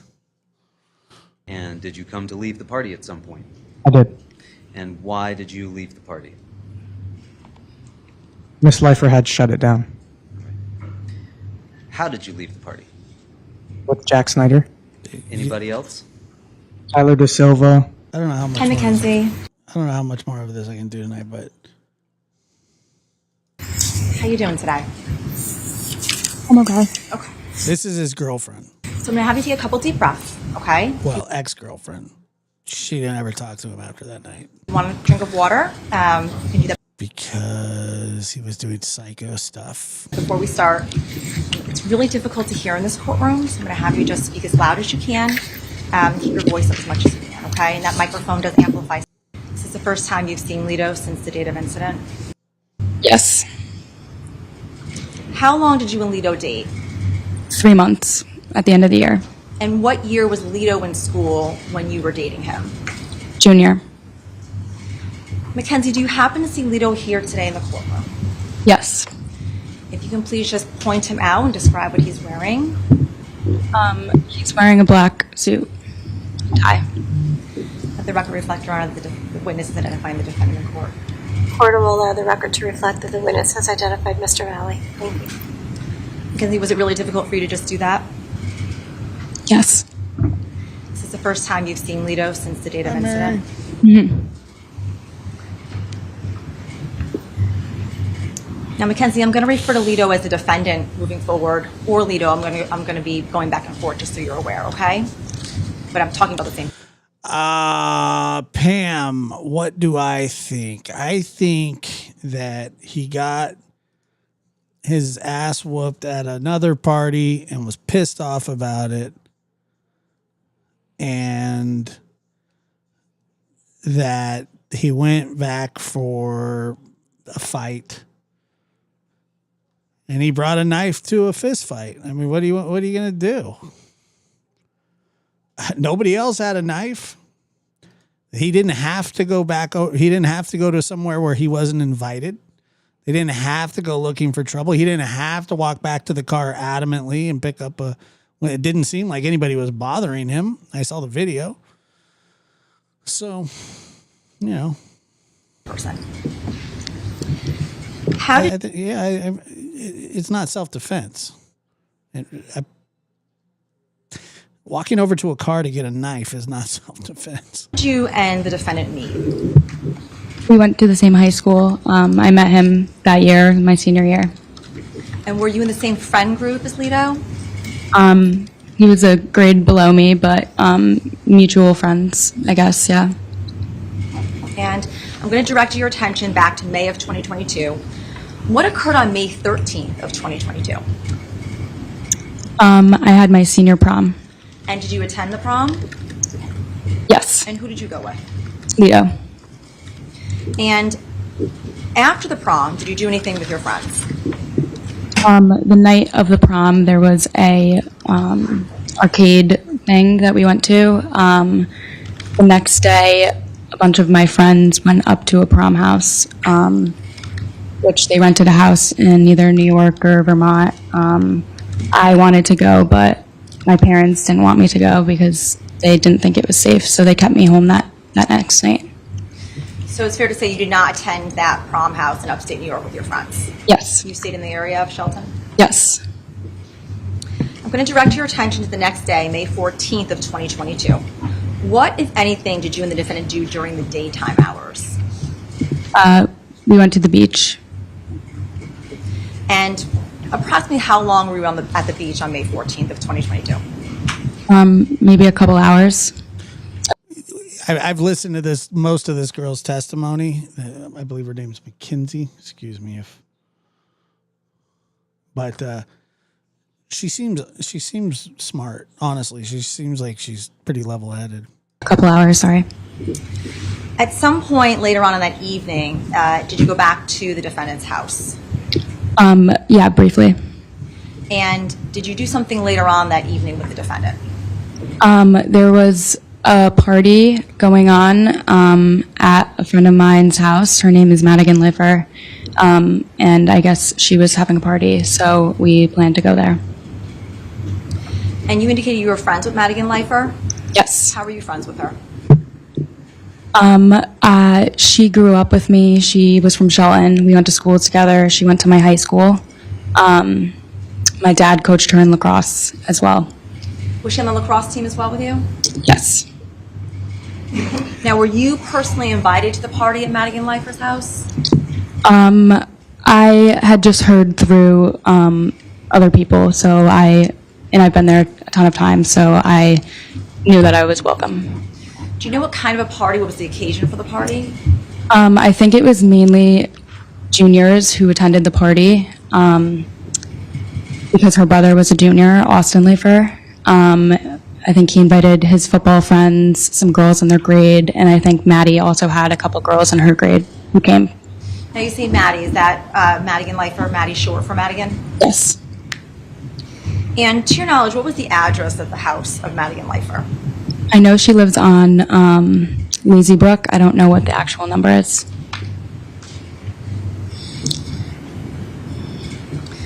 Now, prior to leaving to go to the party, do you recall what clothes the defendant put on before he left? I remember he was wearing an Ole Miss t-shirt. It was blue. Dark blue, light blue? Yeah, light blue. And how did you get to the party at Madigan Lifer's house? That night, Jack Snyder and Tyler De Silva picked us up and drove us to the party. And when you say Jack Snyder and Tyler De Silva, who came to pick you up? Who drove? Jack Snyder picked us up in his car and drove us. And to your knowledge, what type of a car did Jack Snyder drive? Or what car did he pick you up in that night? I don't know the car type. It looked a little bit bigger. It wasn't like a tiny vehicle, but I'm not sure what type of car.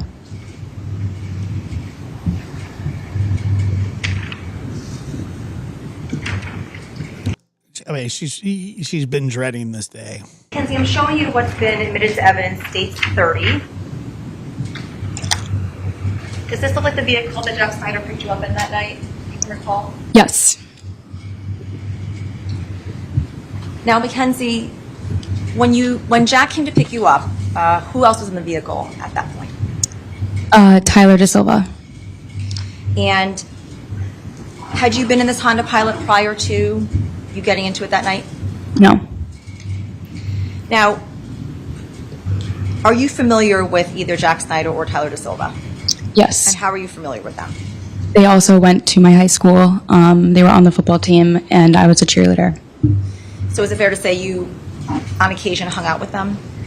On occasion, they were in the grade below me, so if there was maybe a combined get-together or party that they would be at, that would probably be the main time I would. I was thinking the same thing, but now that I watch this, I haven't watched American Pie in a long time, but they were 25 in high school, so see them. And to your knowledge, were the defendant Tyler and Jack friends with the lifers? Yes, they were friends with the younger brother, Austin, who was on their football team. To your knowledge, do you know if Jack, Tyler, and the defendant were invited to the lifers' party? I believe so, yeah. Prior to arriving at Lazy Brook, Madigan Lifers, and Austin Lifers' house, did Jack drive anywhere else? I remember stopping to get alcohol somewhere. I didn't get out of the car, and it was dark, so I'm not sure where we had stopped, but it was brief. Now, when you say stopping somewhere, was that at a liquor store? Do you have a recollection of it being a store? You can explain.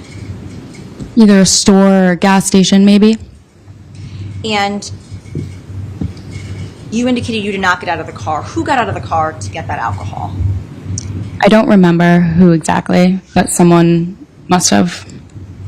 And to your knowledge, what type of alcohol was purchased? Not sure.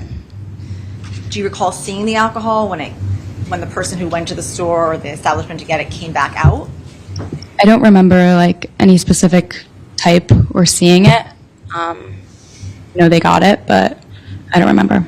So you don't recall the color of the alcohol either then? No. Now, after getting the alcohol, where did Jack drive to? What does that mean? We drove to Lazy Brook. The Lifers' house? Yes. And either on the way to the party or even prior to the party, getting to the party, had you been drinking any alcohol? I might have had a sip or two in the car, but not really. So if you had a sip or two in the car, do you recall what you were drinking? No, maybe a seltzer or something around those lines. Do you recall seeing if anyone else in the vehicle was drinking? Either either the defendant or Jack or Da Silva? No, I don't recall. And once you got to Lazy Brook, where did you go? How did you get into the house? How did you get into the party? We went through the basement door. Madigan had parties in the past. I've been to her house a ton of times, so normally we would just go through the basement door. The garage door, and then we'd be in the basement. So the party was in the basement? Yes. And when you got to the party, approximately how many people did you see down in the basement? I would say 40. That's a good number, I guess. 40, 50. Did you recognize most of the individuals down in the basement? Yes. Would you say most, if not all of them, were St. Joe students? Yes. And when you got there, who did you hang out with? Yeah, and I know that you guys are gonna say, well, she's minimizing her drinking, and she very well may be. She's not on trial; she's testifying. She's not in trouble for anything. She could have been smashed. I mean, she wouldn't have made a very good witness, but she's not in trouble for anything. So I don't really care. So since there was a ton of underclassmen at the party, who I wasn't, super, super friendly with everybody, I just knew them, knew their faces. There was one girl that I was hanging out with majority of the party who was a senior. She was friends with Madigan. Do you recall her name? Sydney. And did you hang out with Lito at all? Throughout the party, I didn't see him at all, really. To your recollection, do you know who the defendant was hanging out with? I think majority of the party, he was with some of the football guys and some of his closer friends. And did you observe people drinking at the party? Yes. Do you recall what type of alcohol they were drinking? A mixture of probably vodka and beer, maybe. Do you recall anyone playing games at the party? I don't recall, no. Now, you indicated that you had, well, with Sean, you indicated in the car ride you might have had a sip of some alcohol. At the party, did you drink anything? I had vodka at the party. I think someone had provided me with. I'm not sure who. And do you recall if it was it a sip of vodka? Was it a cup of vodka? I don't know. Was it vodka mixed with something else? I'm sure they're here somewhere. Someone is. How many drinks? We don't really have too many issues over here, luckily. Would you say you had? I probably took a couple shots that night. A couple shots, that's a lot. Nothing crazy.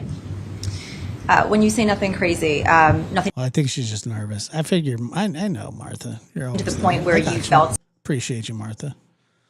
Shout out. intoxicated, where you couldn't. Look at all these mods coming out of here. Look at them.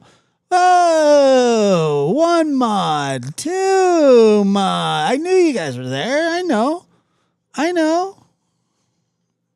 Just see Love Pink. Stand, or you were vomiting, or you couldn't recall. Yeah, none of that. They're hanging out. They're just watching, dude. They don't have to, they're just doing what they do. They're just watching. To your knowledge, was Lido drinking at the party? Yes. And how do you know this? Dude, I got so I was probably 16. I remember getting absolutely hammered and losing both of my shoes. And it was a terrible thing. The guy down the street bought us the booze. His name was Mark the Bum. I just remember seeing many people at the party drinking. I think he was one of them. I mean, we can time you out now, but I don't know. I don't really care that much. Mackenzie, at some point, to your knowledge, did individuals show up at the party who were not St. Joe students? At the time, I wasn't aware of it. I think after that incident had happened. Yeah, he was a homeless guy named Mark. That's why we called him Mark the Bum. He bought liquor for everybody in town. It was running around the party. There was like a rumor around the party that people had shown up. So is it fair to say that you didn't see these individuals, you were not aware who these individuals were, and you didn't know what school they went to? No, I didn't see any of them.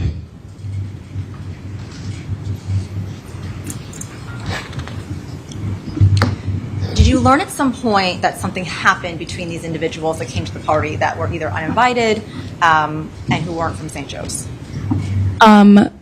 When they had left, we had found out that someone had shown up because whoever was outside in the garage at that time, so I was in the basement, people were in the garage, they had come back in and kind of announced to the party that boys had shown up. Yes, his name was Mark the Bum. That's what everybody called him.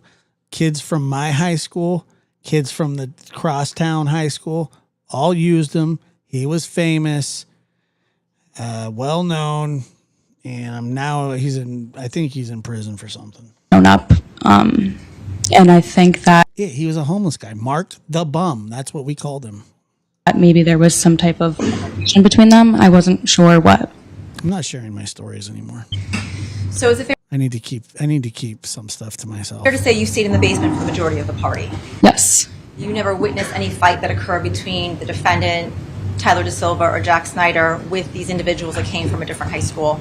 Yeah, well, I don't think he knew that we called him Mark the Bum, but everybody said Mark the Bum. Yeah.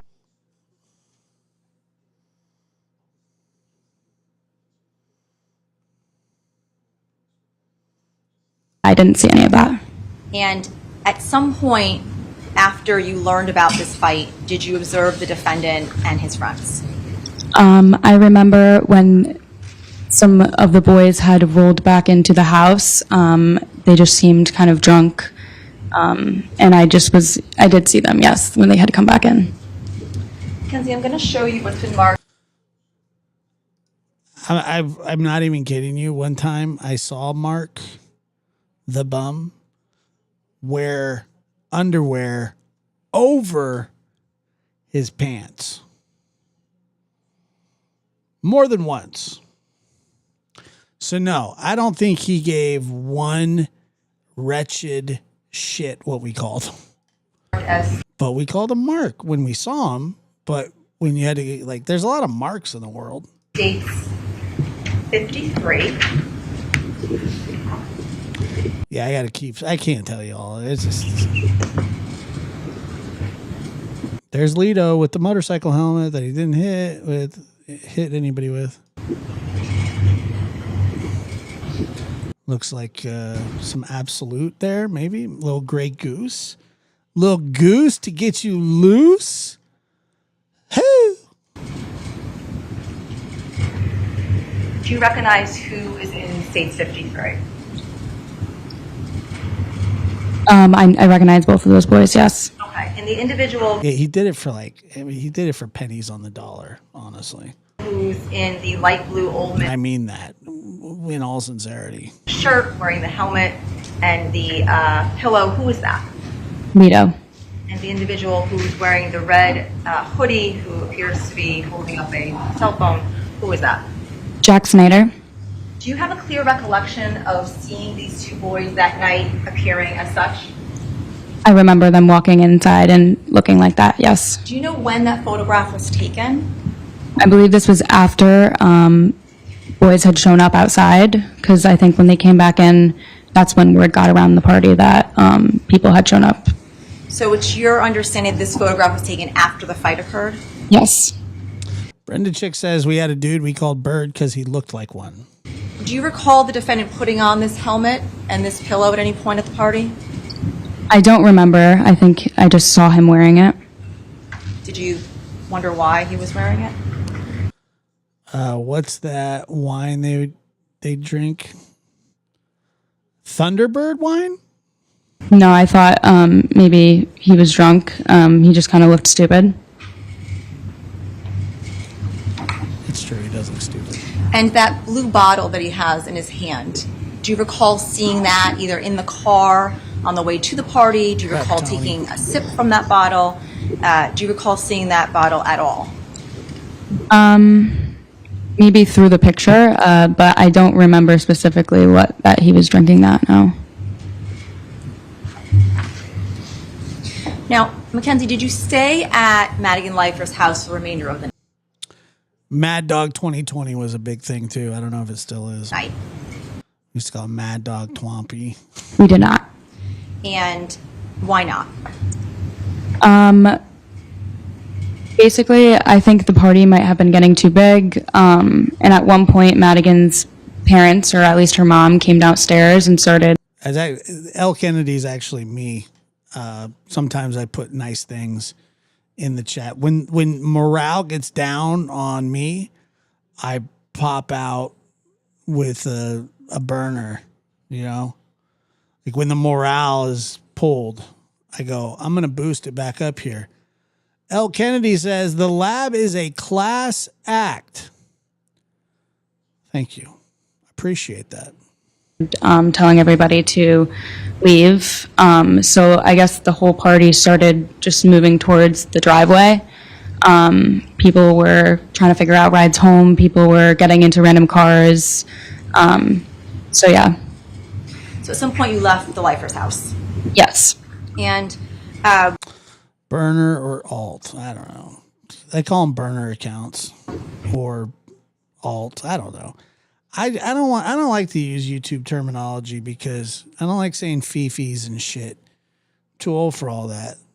You know what I mean? Like sometimes my back's stiff in the morning. Sometimes, you know, I don't need that shit. when you left the Leifer's house, did you have a ride anywhere? Did you know where you were going to go? Yeah, I was under the impression that Jack Snyder was going to bring me home. So at some point, did you get into Jack Snyder's car again? Yes. And in addition to yourself, who else got into Jack Snyder's car? I don't recall everybody. I can definitely say I think Mito, Tyler Da Silva, Keenan, Frazik, Dimitri. There might have been a couple other people, and those people I don't recall.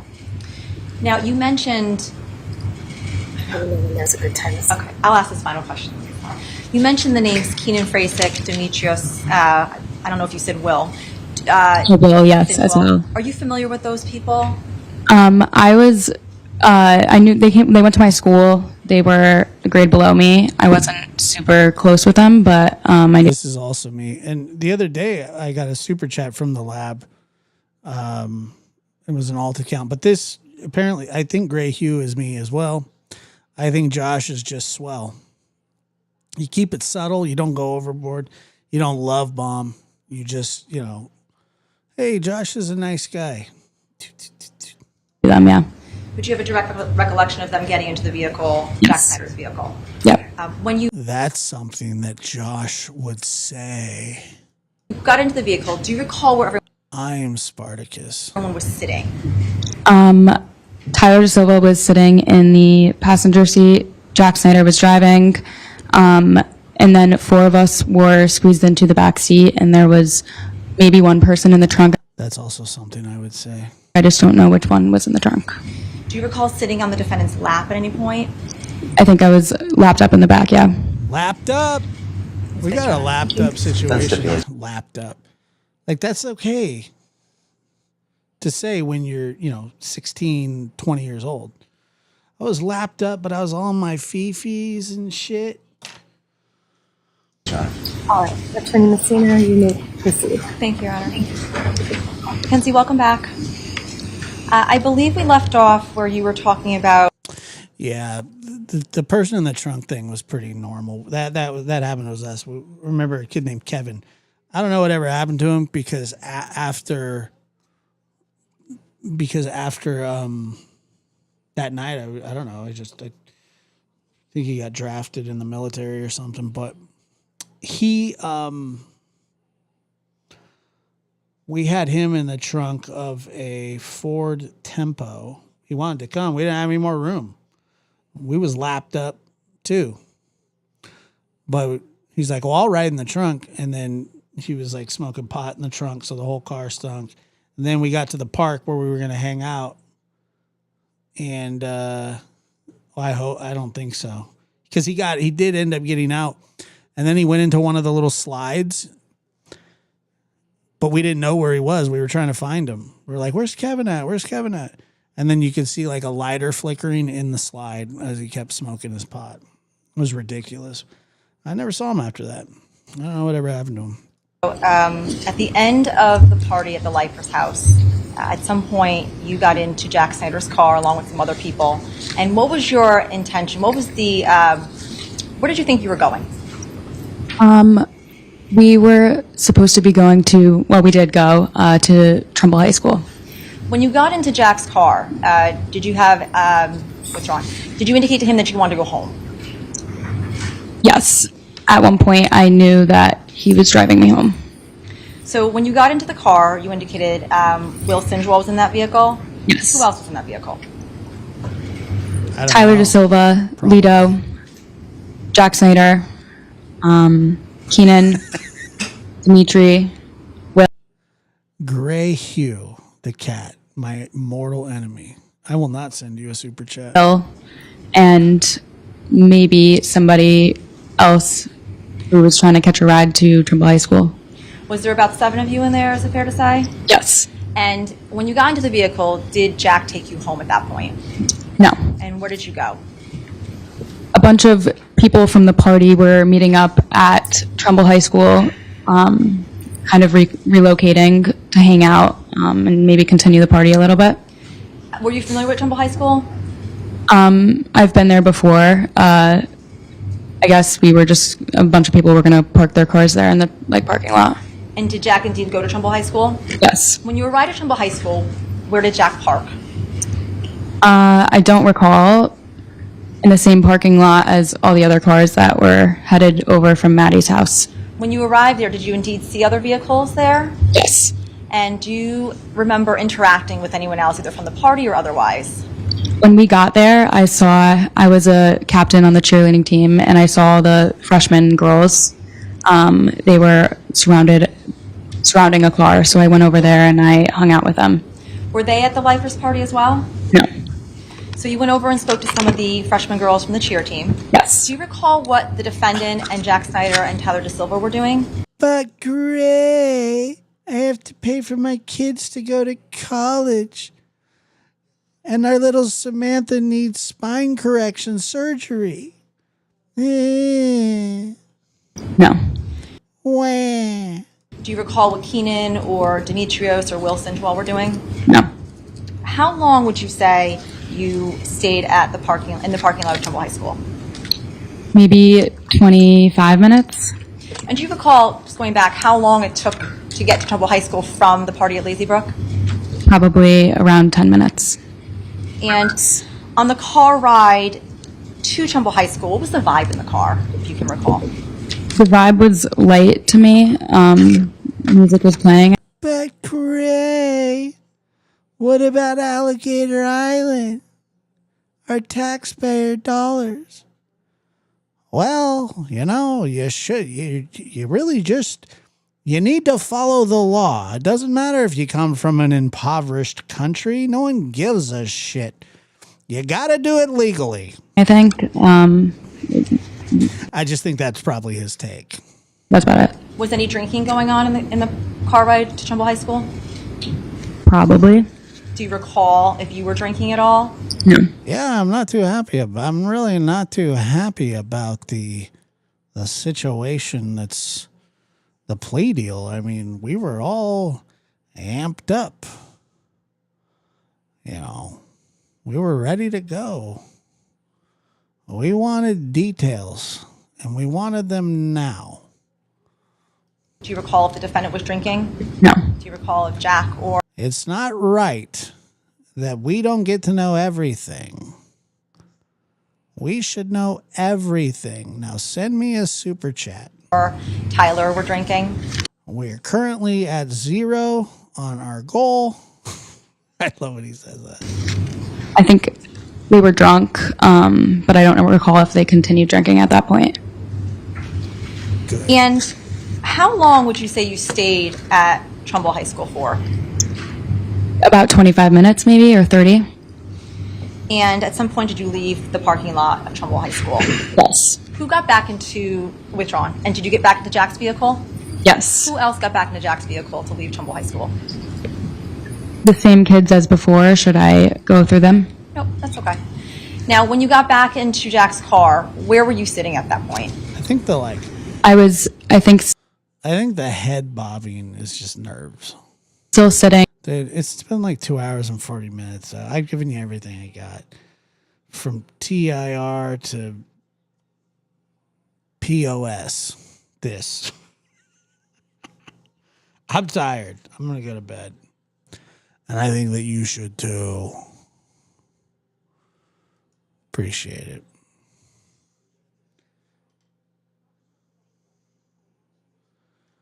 You guys have a good night. Ladies and gentlemen, Lab After Dark is starting shortly.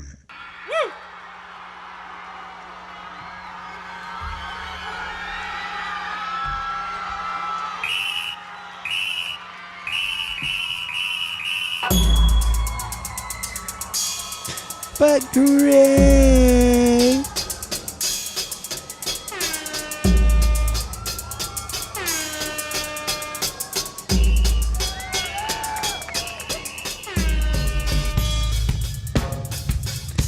But Gray. Right about that, Cake Spoo. Best late night show there is. I mean that. I really do mean that.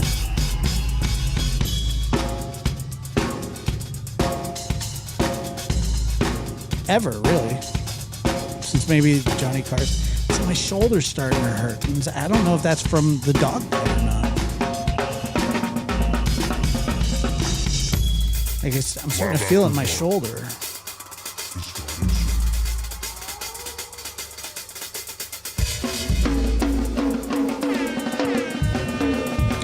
Yeah, Gray, you'll have to go back to it's the longest story you've ever heard in your life. I do forgive him.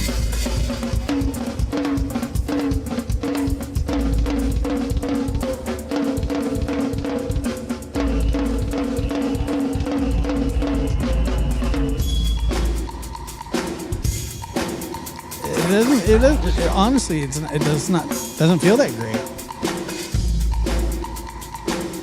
I'm a little.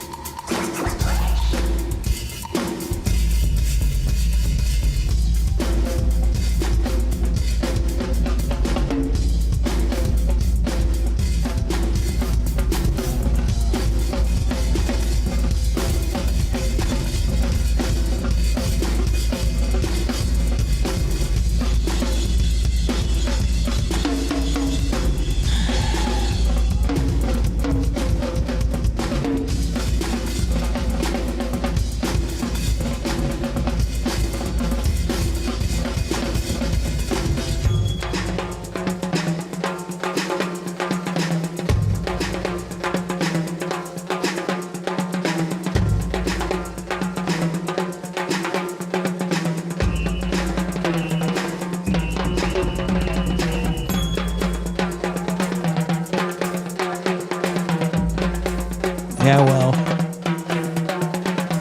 if I actually end up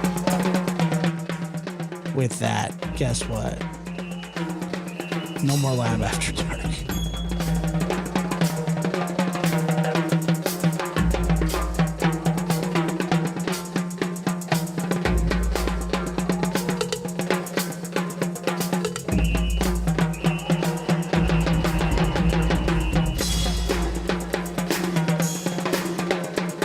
Wait a minute.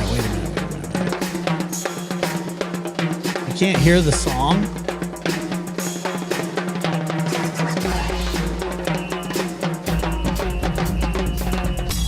Can you hear the song or not? Somebody said no. Oh, God. Right. Well, you opened that Pandora's door.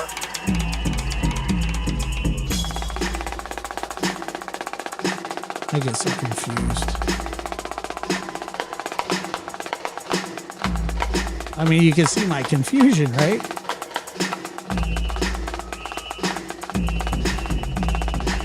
I was actually just sitting down to pee, but whatever, you know. That's good.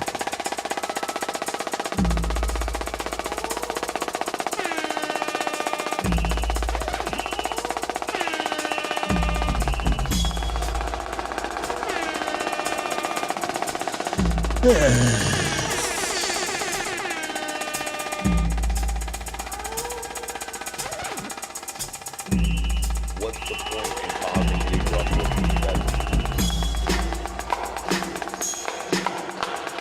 Lab After Dark starts now.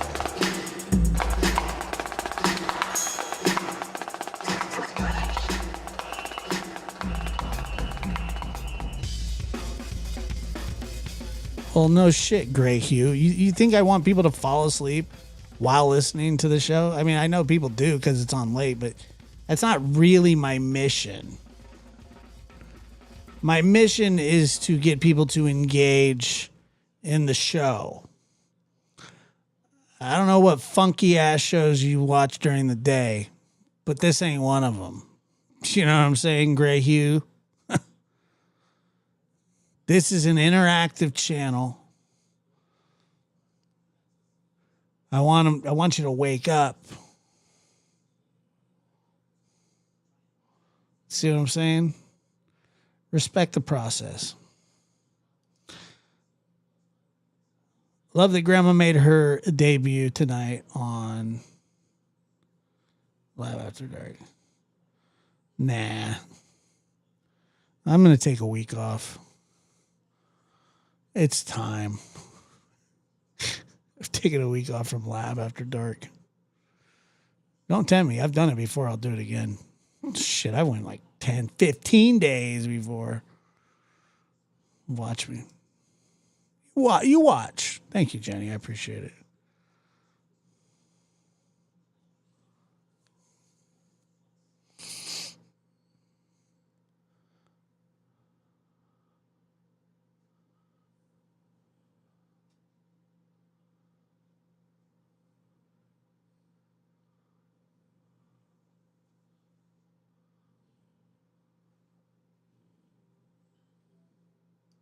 Yeah, I bet he does. I like gray hue. I don't like gray hues. You're not actually going to see her. You think I'm going to put her on the screen?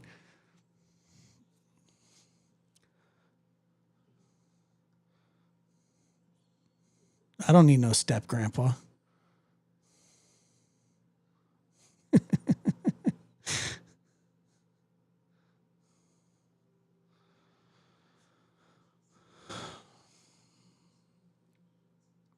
Yeah, you're not going to see her. No, I didn't snort.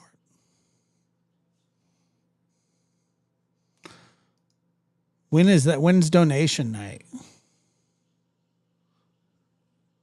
That was yesterday? Was yesterday donation night?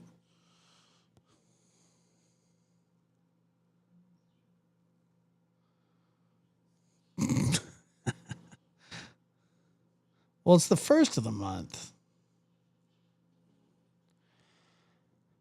All right.